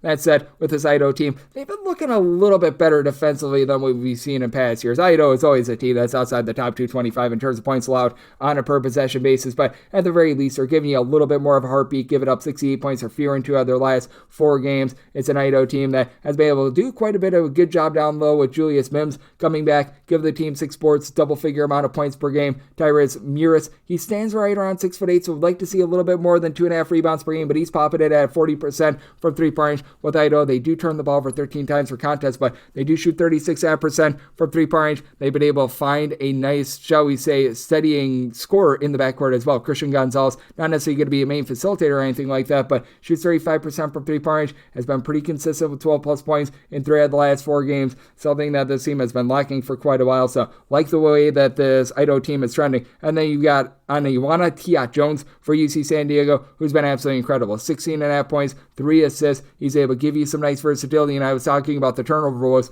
with Idaho. This is a San Diego team that is in the top 75 in terms of turnovers forced on a per possession basis. As a whole, they're generating nearly 10 steals per game, and they shoot as a collective about 36% from three-point range, with Tyler McGee really being that nice go-to scorer around the outside, shooting 39% from 3, 16 points per contest, and then you get really nice versatility. 3 assists, 10 points per game out of Hayden Gray, who's been able to shoot about 40% from 3, and it's 3.7 steals per game in the top 3 nationally as well. So I look at the San Diego team. I do think that they should be able to get the job done. I do feel like this number has gone up just a little bit too far, though. San Diego has been a cover machine, but having to go up to Idaho, that is a tough place to play. I set my line at 7.5, so 8+. I'm going to be willing to take the points with UC San Diego, and I'm in on this little over. So my total 143.5. I think that both of these teams knocked down quite a few threes. This is the last game on the normal Las Vegas betting board before we hit the extra games. 741, 742. USC is going to be playing us to Montana State. Montana State is a 9 to a 9.5 point underdog. Total on this game is 140, and with Montana State, I did set them as an underdog of 9.5 points. At the 9, it is the absolute max buy point that I have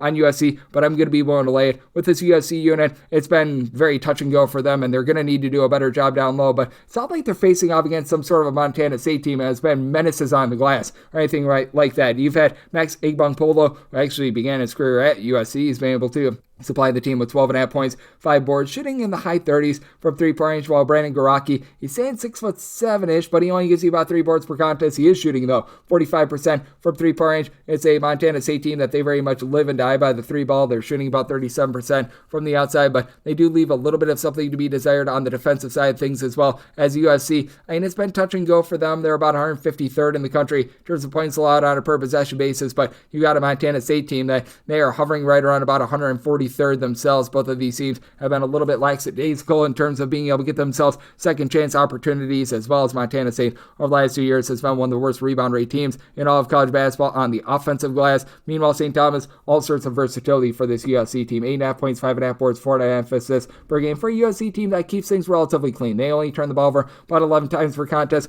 Do think that they're going to find it a little bit more with their three-point shooting, and we have to go back to this as well. With Eric Musselman coach teams, they always struggle quite a bit in the early goings just because you have quite a few transfers. They're getting to know one another, and I do think that we are going to see a little bit of a rise here with Chibuzo Agbo, a perennial 40% three-point shooter right now, shooting about 34.5% from three. Desmond Claude, he's been able to give you 3.5 boards, 3.5 assists, 13.5 points per game. Perhaps that big win that they had against Washington was that turning point where the light really came on for a lot of these transfers, because we have seen quite these guys like Ralph Agee, Matt Nolan, guys that were rock solid at the mid-major ranks, not necessarily do a whole heck of a lot, and you don't have a single guy other than St. Thomas giving you north of 4.6 rebounds per game, with Terrence Williams giving you about 10.5 points, 4.5 boards. Has given some nice versatility, but I do think that this team going to be a little bit more sound on the glass moving forward. I think that this is a USC team that's starting to turn the corner. I do think that they get the job done against a Montana State team that, and let's call it what it is, they're a 5-5 team that has been able to do a better job defensively recently. They've given up in regulation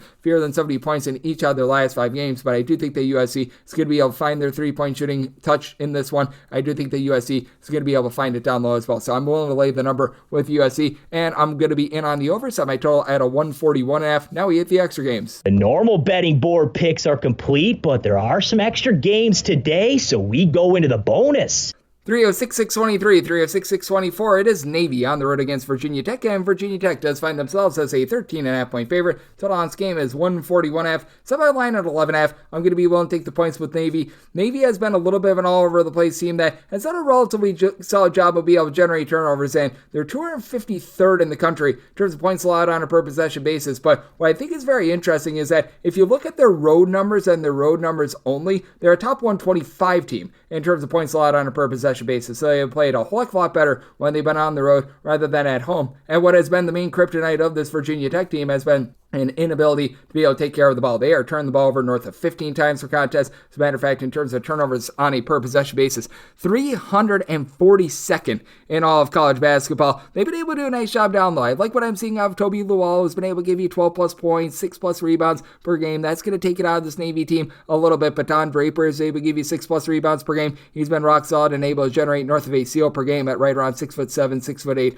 to be able to lend some versatility for Navy. And the top scorer in this game actually does belong to Navy, as Austin Benjini has been able to supply the team with 17 points, 4.5 assists, and currently shooting 39% from three-point range. This Navy team has been going through a little bit of skid. They've lost 3 straight games, but they've lost every one of those games by 6 points or fewer, so a little bit of encouragement there. And for Benjini, he's been able to give out 5 plus assists in 4 of the last 5 games as well to be able to stabilize things for this Virginia Tech unit. They have not been able to generate a lot of turnovers either, so this is a Navy team that sometimes they get a little bit out of sorts with regards to their offense. They've been able to only shoot about 32% from three-point range and should get some good, clean looks at the basket. Additionally, you've been able to get about 8 boards, 7 points per game out of Aiden Koe, which is going to be very big because you also have, on the flip side, Majalio Poteet, who for this Virginia Tech team has done a nice job with his versatility, 5 boards, about 10.5 points per game, but I'm still very concerned about the fact that Brandon Rechsteiner has been the main point guard, about 3.5 assists per game, not a guy that really shoots a lot from three-point range, and got thrust into this position mainly because they were supposed to be having Heisier Miller as their main point guard. Well, he's not out there this season because he's dealing with the whole point shaving scandal, and Ben Burnham, he's been able to emerge a little bit more in recent games for Virginia Tech. He's been able to give the team 8 plus points in 3 of the last 4 games, but a little bit of a disappointment coming over from Charleston with only about 5.5 points, 4.5 rebounds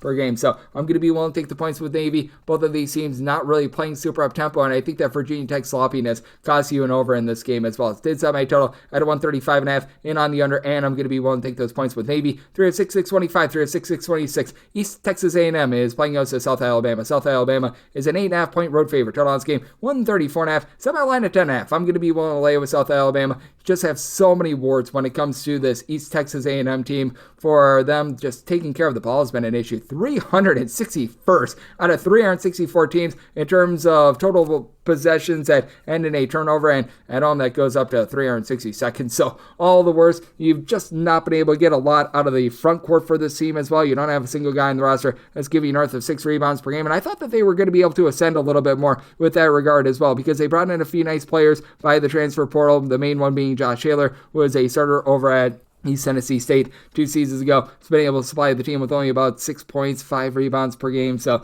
that has been a little bit of a disappointment. Meanwhile, John Broome, not to be confused with Johnny Broome, but John Broome has been able to give this South Alabama team right around about 7 points, 7 boards, shoots it okay from three-point range. And for South Alabama, they leave a little bit of something to be desired with their outside shooting, but they're only turning the ball over about 9.2 times per game, and they've been able to do a really good job of being able to turn teams over. So I was talking about how East Texas A&M, they have had an inability to be able to take care of the ball. Well, this is not a great matchup for them going up against a South Alabama team that does rank in the top 75 with regards to turnovers forced on a per possession basis. Many of these are live ball turnovers as well, so that is going to be causing for some fast break buckets on the other side. And then Miles Corey has been able to supply the team with 4.5 assists, 1.7 steals, 18 plus points per game, while Barry Dunning Jr., he comes over after he began his career over at Arkansas and UAB. It's been a nice addition with 10.5 points, 6.5 boards. Not going to give you a lot of range, but with this Texas A&M Commerce / East Texas A&M team, their inability to be able to knock down threes, as they're shooting 28.5% from three-point range, other than Scooter Williams, who comes in as a junior college transfer, and Khalik Abdul-Mateen. You don't have a single guy that gives you north of 6.7 points per game. I think that they're going to get bludgeoned in this situation. So, circumstance where I set my total at a 136.5. I do think that South Alabama turns those steals into a fast break bucket, so I do like the over, and I'm willing to lay up to time with South Alabama. 306-627, 306-628. Norfolk State is on the road against Northern Kentucky. Northern Kentucky is a 2.5 point favorite in your total on scheme. It is 140, and Norfolk State, I set them as the 1.5 point favorite. Do like them outright on the money line. For Norfolk State, they've been struggling quite a bit with regards to their defense. They are well outside the top 200 in terms of points allowed on a per possession basis, but the calling card of Northern Kentucky is supposed to be good, rock solid defense, and it's not like they've been amazing with this either. They're 248th in the country in terms of points allowed on a per possession basis. I like what I'm seeing out of Sam Vincent, guy that's able to give you multiple steals per contest, putting in their double figures. He's been a rock solid mid-30s three-point shooter throughout his career, but for Norfolk State, they've got the best player out there on the floor. Brian Moore Jr.,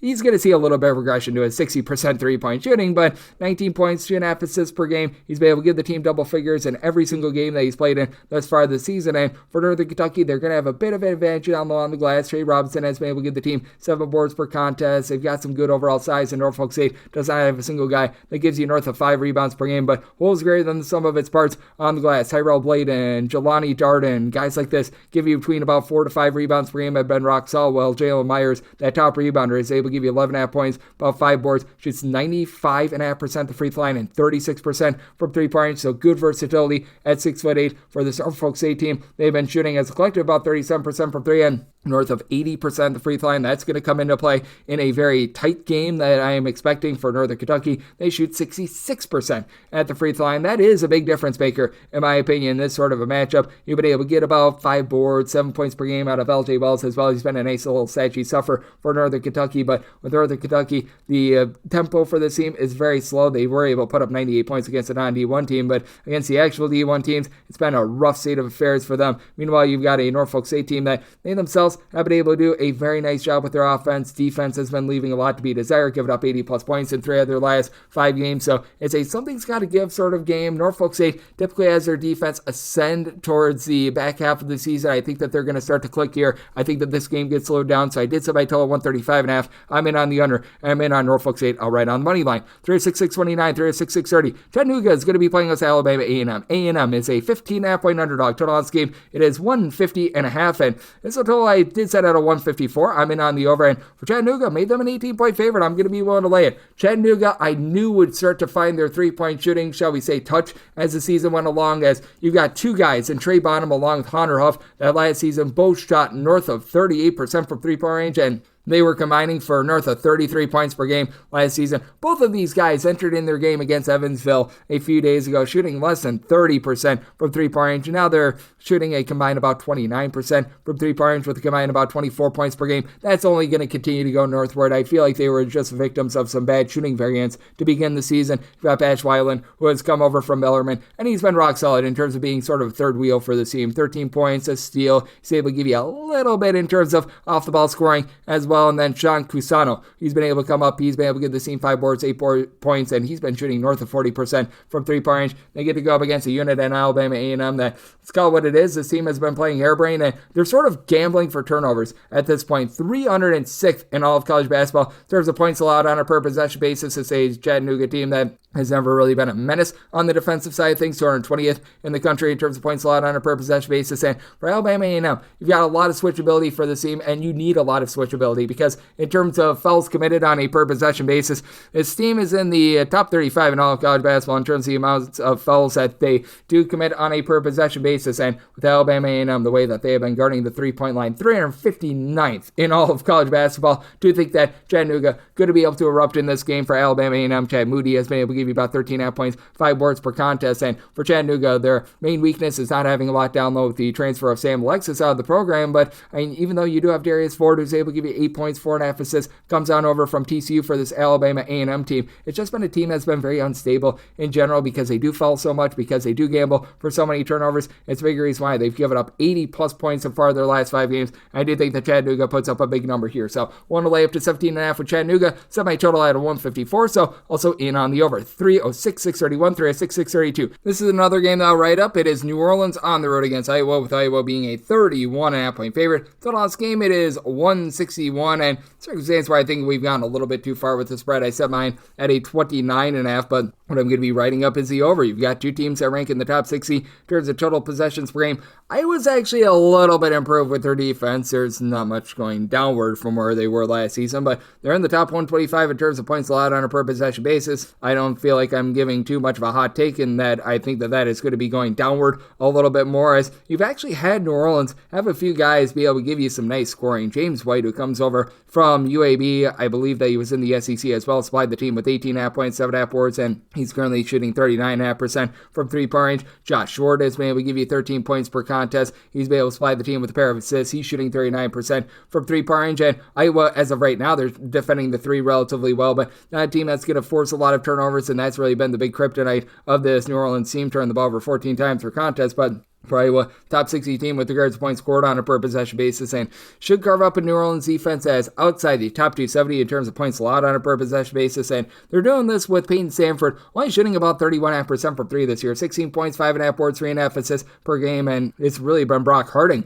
who's done a nice job running the show. 2.5 steals, 6 assists, 10 points per contest. Josh Dix off the ball, he's shooting about 38% from three-point range, and Owen Freeman, his versatility, he's out shooting 44% from the outside, down low, giving you just under 2 blocks, 7 boards, 16 points per game. I like his game. Drew Thelwell is a very capable ball handler that comes on over from Morehead State as well. This is a locked and loaded Iowa backcourt that goes up against a New Orleans team that is just been getting absolutely flattened with regards to their defense, giving up north of 80 points in 3 of their last 5 games. Gave up 80 points at Stonehill, for goodness sakes. And for Iowa, they have found that offensive pop once again, 80 plus points each of their last 4 games, and this is a team that typically scores about 15 to 18 more points per 100 possessions at home rather than on the road. I do think that this Iowa offense going to be cooking at home. Don't think that they quite covered the north of 30. I'm going to be willing to take the points with New Orleans, but I'm going to be writing up the over. 306, 633, 306, 634. Colgate plays us for Vermont. Vermont does find themselves as 2-point road favorites, and total on this game, it is 129.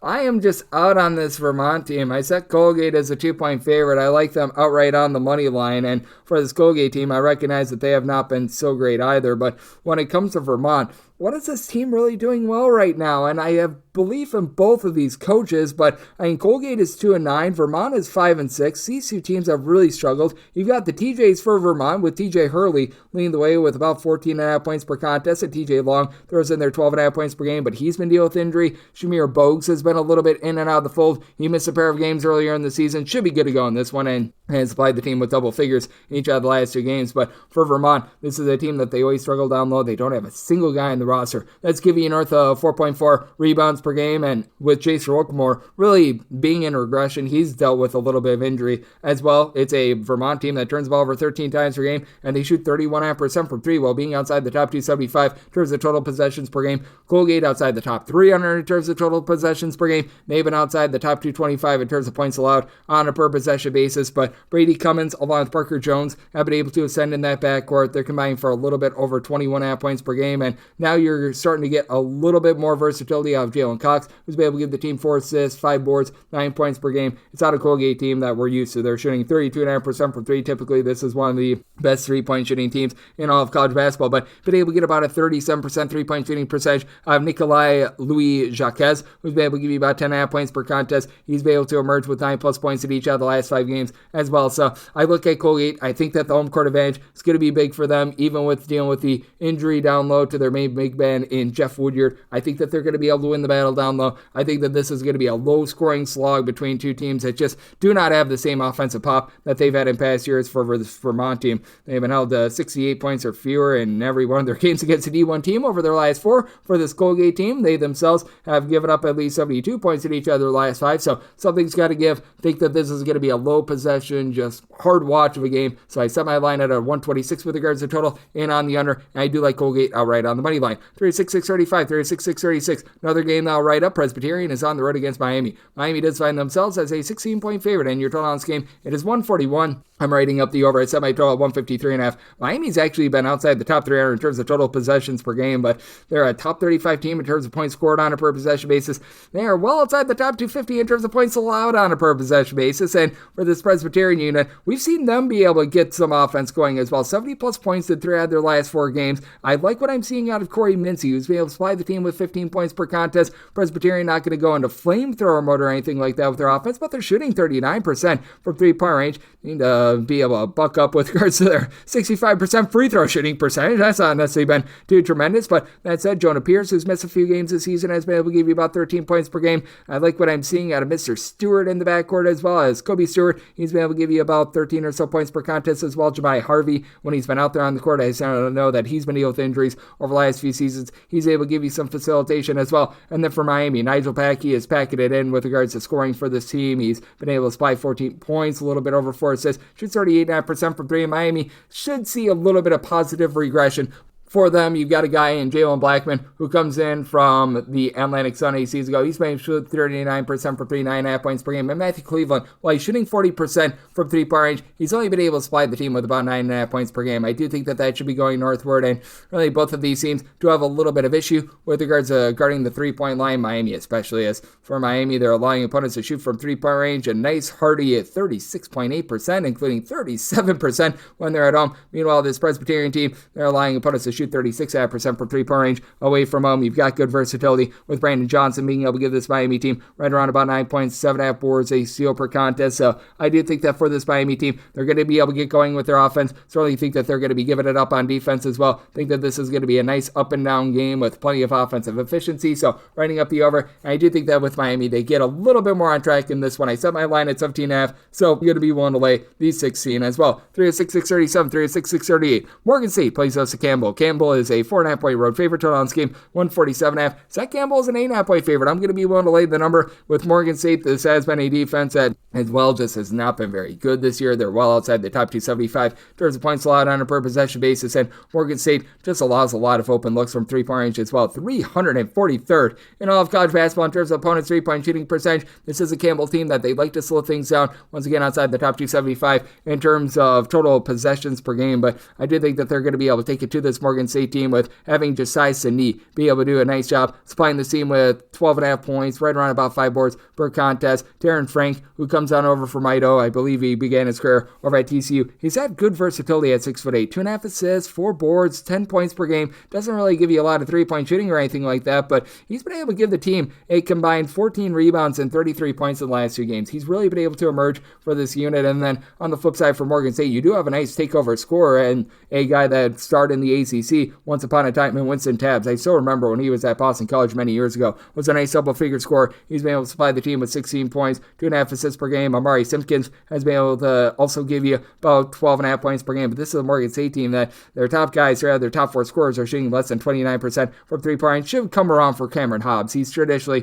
closer to about a 40% three-point shooter, giving the team 9 points per game. And you've had Daniel Antigkobe, who's been able to give you about 6 boards per contest, but that's really the only guy in the roster that gives you north of 4.5 rebounds per game, and that's a big issue because the way that you beat this Campbell team is that they don't have a lot of size down low. Nolan Dorsey, the 6'5", little bit of stretch player from Holy Cross, he's been their top rebounder for a Campbell team that right now is 243rd in the country with regards to rebound rate. Morgan State pretty much on par with this, 224th in the country with regards to rebound rate, with Campbell being able to play even up on the glass, and with Morgan State turning the ball over north of 14.5 times per game, this being a Campbell team that isn't amazing at generating turnovers, but they're relatively solid at generating turnovers. I think that they're going to hold up here, and this has been a Campbell team that has been rock solid with their defense. The 104 spot that they gave up against Ohio State, that was certainly less than savory, but they've given up 66 points or fewer in 4 of the last 5 games. You do have a Morgan State team that year in and year out, they rank in the top 50, though, in terms of total possessions per game, and we've seen how bad that defense has been, so it's a situation of something he's got to give. Willing to lay up to 8.5 with Campbell. Do feel like they're starting to find their offense as well, so I did set my total at a 146.5. Here at the 147.5, I think we've just gone a little bit too far in on that under, and I'm going to be willing to lay the number with Campbell. 3-6-6-39, 3-6-6-40. It is Mercer. They play out to Chicago State, and Chicago State is a 14.5 point underdog with your total at a 151, and with Mercer, I set them as a 21-point favorite. I'm going to be willing to lay the number.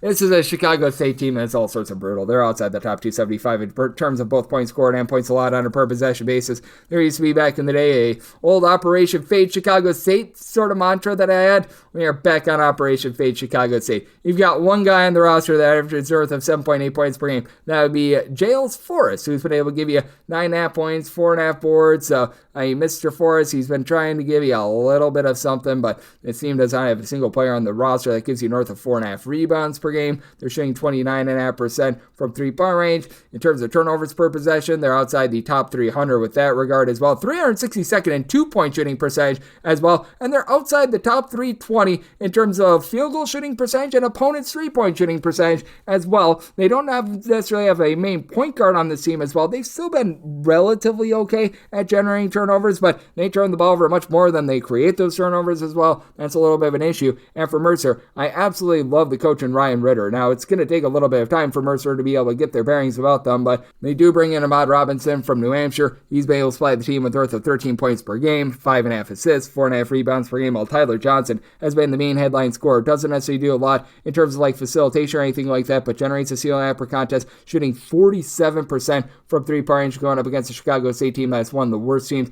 at being able to guard the arc in all of college basketball. Mercer has had a little bit of an issue turning the ball over, about 13.5 turnovers per contest. They're looking to play quite a bit more up-tempo, and you need Cam Bryant to give you more than the 2.7 rebounds per game that he's been able to supply them. But that said, you've had Alex Holt do a nice job locking things down low, 12 points, 6.5 boards, 2 assists per game. Not as a guy that's going to go out there, shoot from three-point range, but has come in from high point. He's been a nice, stretchable sort of player that's able to give you a lot of different things, has become a better passer throughout his career. Jock Quiones is able to help out in the backcourt as well. Not really much of a scorer with 5 points per game, but is able to give you some facilitation, is able to help other guys be able to find some open shots. And this is a Mercer team that I fully expect to be going quite a bit more up-tempo. They get a Chicago State team that has been, well, outside the top 325 in terms of points allowed on a per-possession basis as well. I do think that Chicago State is going to find a little bit more positivity in terms of their scoring, but I just don't think that they do their part with this total. I set mine more around 145 because I do think that Mercer is going to be able to approach 80. I just don't think Chicago State holds up their end of the bargain on a total north of 150. So set my line at 21. I'm going to be willing to lay with Mercer, and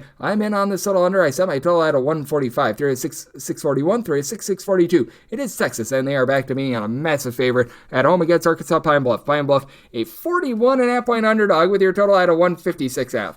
Pine Bluff is a bottom 5 team in all of college basketball in terms of points allowed on a per possession basis, and I love the fact that Tremont Mark is back for Texas. This has just gone a little bit too far for my taste. I set my line at a 37.5, so I'm going to be willing to take the big giant bushel full of points with this Arkansas Pine Bluff team, a team that a week and a day ago they were able to get a triumph. They were able to get a win over Central Arkansas, so they've got some positive momentum going, and this is a team that's gone to at least 70 points in each of their last 4 games. You've got Dante Sawyer along on Christian Moore, doing a solid job in the backcourt. Both of these guys have been able to supply the team with double figures and combined about 23 points per contest. Now, Moore has been dealing with a little bit of injury, but was able to return in the last few games and looked relatively rock solid with regards to facilitation. A combined 15 assists. He did have 7 turnovers as well in those last 2 games that he returned for. Pine Bluff, they are turning the ball over 16 times per contest. Big giant issue there. And Robert Lewis, their main rebounder, remains out of the fold, but Cleveland Vuga, who comes on over from Monmouth, he's been able to supply the team with 4.5 boards per contest. So he gives you a little bit of something there. This is not a Texas team that necessarily overwhelms you on the glass. They're not necessarily a team that generates a bunch of turnovers, but they've been running some good stuff on offense as well. A top 20 team. There's a point scored on a per possession basis with Trey Johnson being one of the best players in all of college basketball thus far. 20 points per game, shooting 43.5% from the outside. Texas just runs things very clean as well. Only 9.4 turnovers per game. Arthur Kaluma, he's going to be able to dominate this game down low. 8 boards, 14.5 points, 2 assists, shooting 48% from 3-point range. Marco, I mentioned before, missed the first 4 or so games of the season. He's now shooting 40% from 3-point range. You've been able to get a little bit of something out of Jordan Pope. Has come in from Oregon State where he was a top flight scorer, only shooting about 30% from 3. Should see that going northward. They've been without Jason Kent, and he's going to be out of the fold once again in this one, but I do think that for Arkansas Pine Bluff, the way that their offense has looked a little bit better ever since they've gotten more back in the lineup after he was missing for a few games is going to be just enough for them to hold in this one. I do think that we're going to see a lot of nice offensive efficiency here. Semi-total 163.5. I'm in on the over, and I'm willing to take the 40 plus here with Pine Bluff. 306-643, 306-644. Boston College plays us to Stonehill. Stonehill, an underdog of 15.5 points. So on this game, it's 136.5. That Boston College is a 14.5 point favorite. I'm going to be willing to take the points with Stonehill. Stonehill has been surprisingly a really good 3-point shooting team. They're shooting north of 36% as a collective, and for Stonehill, this has been a team that's been without an identity since they went up to the Division I level. They're about 240th in the country in terms of total possessions per game. They're not a team that's necessarily going to have ideal size or anything like that, but they've been able to do a good job around the perimeter, and their perimeter defense is much better this year as well. They're about 160th in all of college basketball in terms of opponents' 3-point shooting percentage, and for Boston College, they had that triumph in the Cayman Islands, and ever since then, they have just went straight down the toilet bowl. Losses to South Carolina, Dartmouth, and Wake Forest. They have failed to exceed the 66-point plateau in their last 2 games, so they do have the best player out there on the floor, in my opinion, in Donald Hand. He's been able to give the hand to opponents. 8 boards, 13.5 points, shooting 36.5% from 3. It's a Boston College team that is turning the ball over about 12 times per game, and I'd like to see a little bit more down low. Hand has been able to give you about 7.5 rebounds per game. Roger McFarland, the transfer from Southeast Louisiana, has been able to supply the team with about 5 boards per contest as well. Not necessarily amazing size at 6'4", and I think that allows Todd Baronga, who's been able to give you 12.5 points, 6.5 boards. He's been able to do a nice solid job of being able to lend versatility for this team at 6'7", shooting north of 50% from 3-point range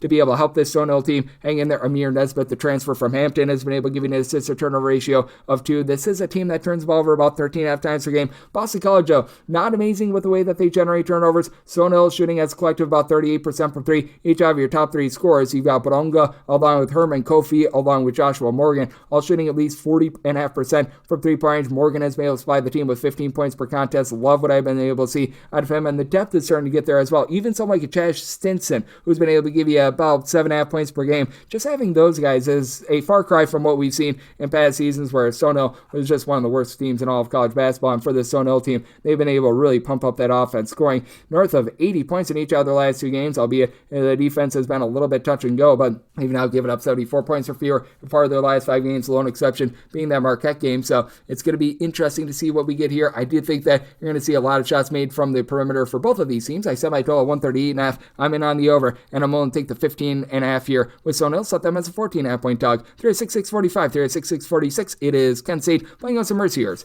Merciers an underdog of 19 points with your total at a 127. Set my line at 18.5. 19 is my minimal buy point on Merciers. It's been a little bit of a rough transition for them up to the Division I level, and I think the name of the game for them is going to be looking to slow it down. As Merciers, in terms of total possessions per game, they are well outside the top 260 with this regard. As a matter of fact, for Merciers, 358th. Kent State has been slowing down their tempo quite a bit as well. Even when they made the NCAA tournament 2 seasons ago, even though their defense was good, they were still a relatively mid-tempo team. For Kent State, they are 347th in the country in terms of total possessions per game. Here's the issue for Mercier. So they're giving up a lot of wide open looks from 3-point range. Teams are shooting 42.1% from 3-point range against them. Big reason why I did set my total here at a 128.5. So I'm going to be in on the over just because I do think that Mercer gets absolutely bludgeoned from the outside. It's a Kent State team that has left a little bit of something to be desired with Jalen Sullinger now coming off the bench, being a little bit more of a six-man after he was a starter a season ago. As a result, he has seen as north of 12 points per game from a season ago drop to more like 9 to 10 points per contest. You do have on the flip side for Mercer, Jeff Flanutis, who I really like. He's been able to supply the team with 15 points at 6'6", shooting 42% from three-point. So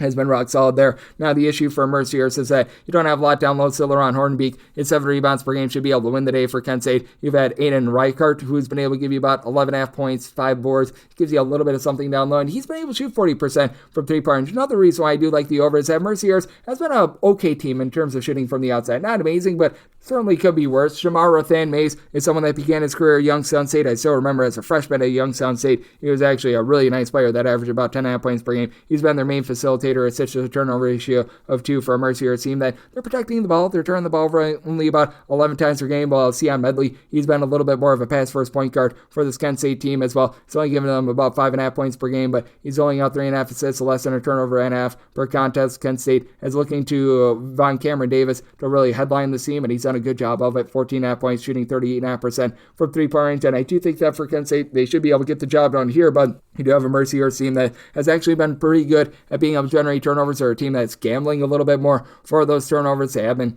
giving up quite a bit recently, 77-plus points in 3 of their last 4 games against D1 teams, and I do think that Kent State going to get a lot of open looks from 3 here at a 19-plus. I'm going to take the points with Mercer, and with regards to this total, set mine at a 128.5, so seeing the 127 out there, also in on the over, 306, 647, 306, 648. It is Oregon, and they're going to be playing us as Stephen F. Austin. Stone Cold Stephen F. Austin has found themselves as a pretty sizable underdog. You're finding them anywhere in the neighborhood of 21.5 to 22.5 point underdogs. The last game between 133.5 to a 134.5. Want to lay up to 22 points with Oregon. I did set them as a 22.5 point favorite for Stephen F. Austin. They've actually done a nice job holding all but one of their opponents this year to fewer than 70 points. I did set my total at a 134.5 though, because with Stephen F. Austin, a lot of their opponents have been, shall we say, lesser opponents, and with Stephen F. Austin, they've really slowed down their tempo. They're well outside the top 250 in terms of total possessions per game, but Oregon is one of the best teams in all of college basketball being able to take care of the ball, and a big reason why is that you've got a veteran backcourt with Jackson Shellstead leading the way. Hasn't necessarily been the amazing score that we were maybe envisioning, 11.5 points per game, but 3.5 assists to less than a turnover per game. Oregon as a whole, they turn the ball over 11 times per contest. You've got a guy in Nate Biddle that for a 7-foot big man, he's got really nice versatility. He's able to pop it from 3, though he's only shot about 21% from the outside, 14 points, 9 boards. Is able to give you some handles as well. And then Brandon Angel at 6'8", great versatility with 10 points, 3.5 boards. He's been able to shoot 40% from three-point range. And for Stephen F. Austin, this team has just been unable to take care of the ball. They are turning the ball over 21.5 times per game. They're in the bottom 5 in all of college basketball in terms of turnovers on a per possession basis. While they do a nice job of generating turnovers, good grief, this has been terrible. And they shoot 27.5% from three-point range to boot. Now, Nana Atibo Osiko has been relatively solid down low, 8 boards, 11 points per game. He's shooting in the mid-30s from three-point range, and they found a nice go-to scorer, Matt Heyman. He's able to shoot about 33% from 3, 12.5 points, 3 assists, and he's generating 2 steals per contest as well, but they've been dealing with all sorts of injuries. They're now finally getting Keon Thompson back out there after he was a starter at UMass last year. And while he was over at UMass, he gave the team 9 points per contest, but last year he shot 23% from three-point range. So that's a bit of an issue. They're a tough light guy that comes in from Texas, and Chris Johnson has not played in a month as well. So that's rough. And other than Boasico, it's a team that typically is not necessarily amazing on the glass. You've gotten a little bit more out of Krishan Christmas along with Jelani Stone. These 2 guys have been able to give you about 6 boards per contest, but Oregon has the overall size that they should be able to win that battle. They do such a better job of taking care of the ball than Stephen F. Austin does, and I do think that for Stephen F. Austin, we're going to start to see that offense ascend a little bit more, but Oregon, they've been one of the most efficient offenses in all of college basketball. That run of 70 or fewer being given up by Stone Cold Stephen F. Austin, I think that that's coming to an end here. Semi-total 134.5, so at a 134 or less, in on the over, and I'm willing to lay up to 22 with Oregon, and we wrap things up with 306, 649, 306, 650. Rhode Island plays us to Central Connecticut. It's Central Connecticut, an underdog of 10.5 points. 141.5 is the total. I'm going to be taking the points with Central Connecticut. I did set them as a 9.5 point underdog. Central Connecticut has just been able to do a really good job on defense. They've already went on the road. They've knocked off St. Joe's. They played within 5 points against Providence a little bit earlier on during the season as well. And if you look at the shot quality numbers, Rhode Island has been one of the most lucky teams in all of college basketball. Central Connecticut on the road, allowing teams to shoot just 30.2% from three-point range. They've been very locked down with that regard. Now Rhode Island, fourth in the country in opponents' three-point shooting percentage as well. That puts me on the under in this spot. I did set my total at 139.5. Recognize that Rhode Island is looking to push tempo a little bit more, but you also do have a Central Connecticut team that they're very much feeling at home, playing a little bit more slow and controlled. 330th in all of college basketball in terms of total possessions per game. Now it is a Central Connecticut team that they don't necessarily have ideal size or anything like that, but Abdul Mamoa has been able to give you about 6 or so rebounds per game. I don't think that he necessarily wins that battle with the likes of David Futures being able to give you 6.5 rebounds per game. You've got David Green, who's got all sorts of versatility for this Rhode Island team. He's been able to supply them with 14 plus points per contest, 5 plus boards. He's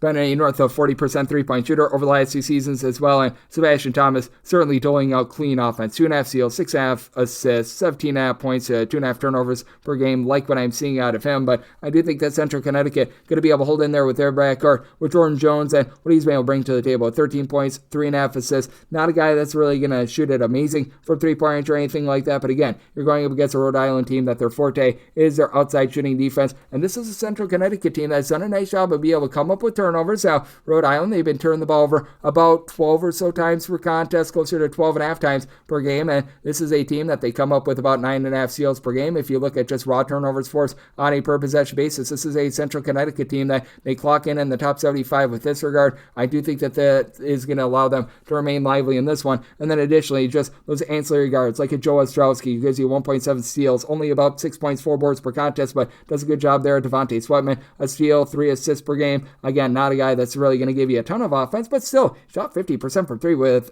about 8.5 points per game. I think that allows Central Connecticut to hold in there, and I think that Central Connecticut going to be able to put the brakes on this game. This is a Central Connecticut unit that they have not given up north of 70 points in a game to a D1 team ever since that game against Northeastern, and that's the only time that they've given up 70 plus in a game all season. So I'm in on the under, and I'm willing to take the double figures here with Central Connecticut, and that'll wrap things up for the Sunday edition of Coast to Coast Hoops, part of the Easton Family Podcast. Big thanks to Greg Waddell, who does great work over at Sleepers Media. He joined me in the last segment. If you do like hearing from this fine podcast, Coast to Coast Hoops, you're able to subscribe wherever you get your podcasts, Apple Podcasts, Google Play, Spotify, Stitcher, and TuneIn. If you have a question, comment, segment idea, whatever for this podcast, you have one of 2 ways we offer those in. First one is by Twitter/X timeline at @unit_D1. Keep in mind, letters CM, they mean does not matter. So, as per usual, please do send these into the timeline, and the other way is find an Apple Podcast review. If you rate this podcast 5 stars, it is very much appreciated. From there, you're able to fire in whatever you'd like to hear on this podcast via that 5-star review. Coming at you guys every single day throughout the season on this podcast, regular season and off season. So I'll be back with you once again tomorrow. Thank you.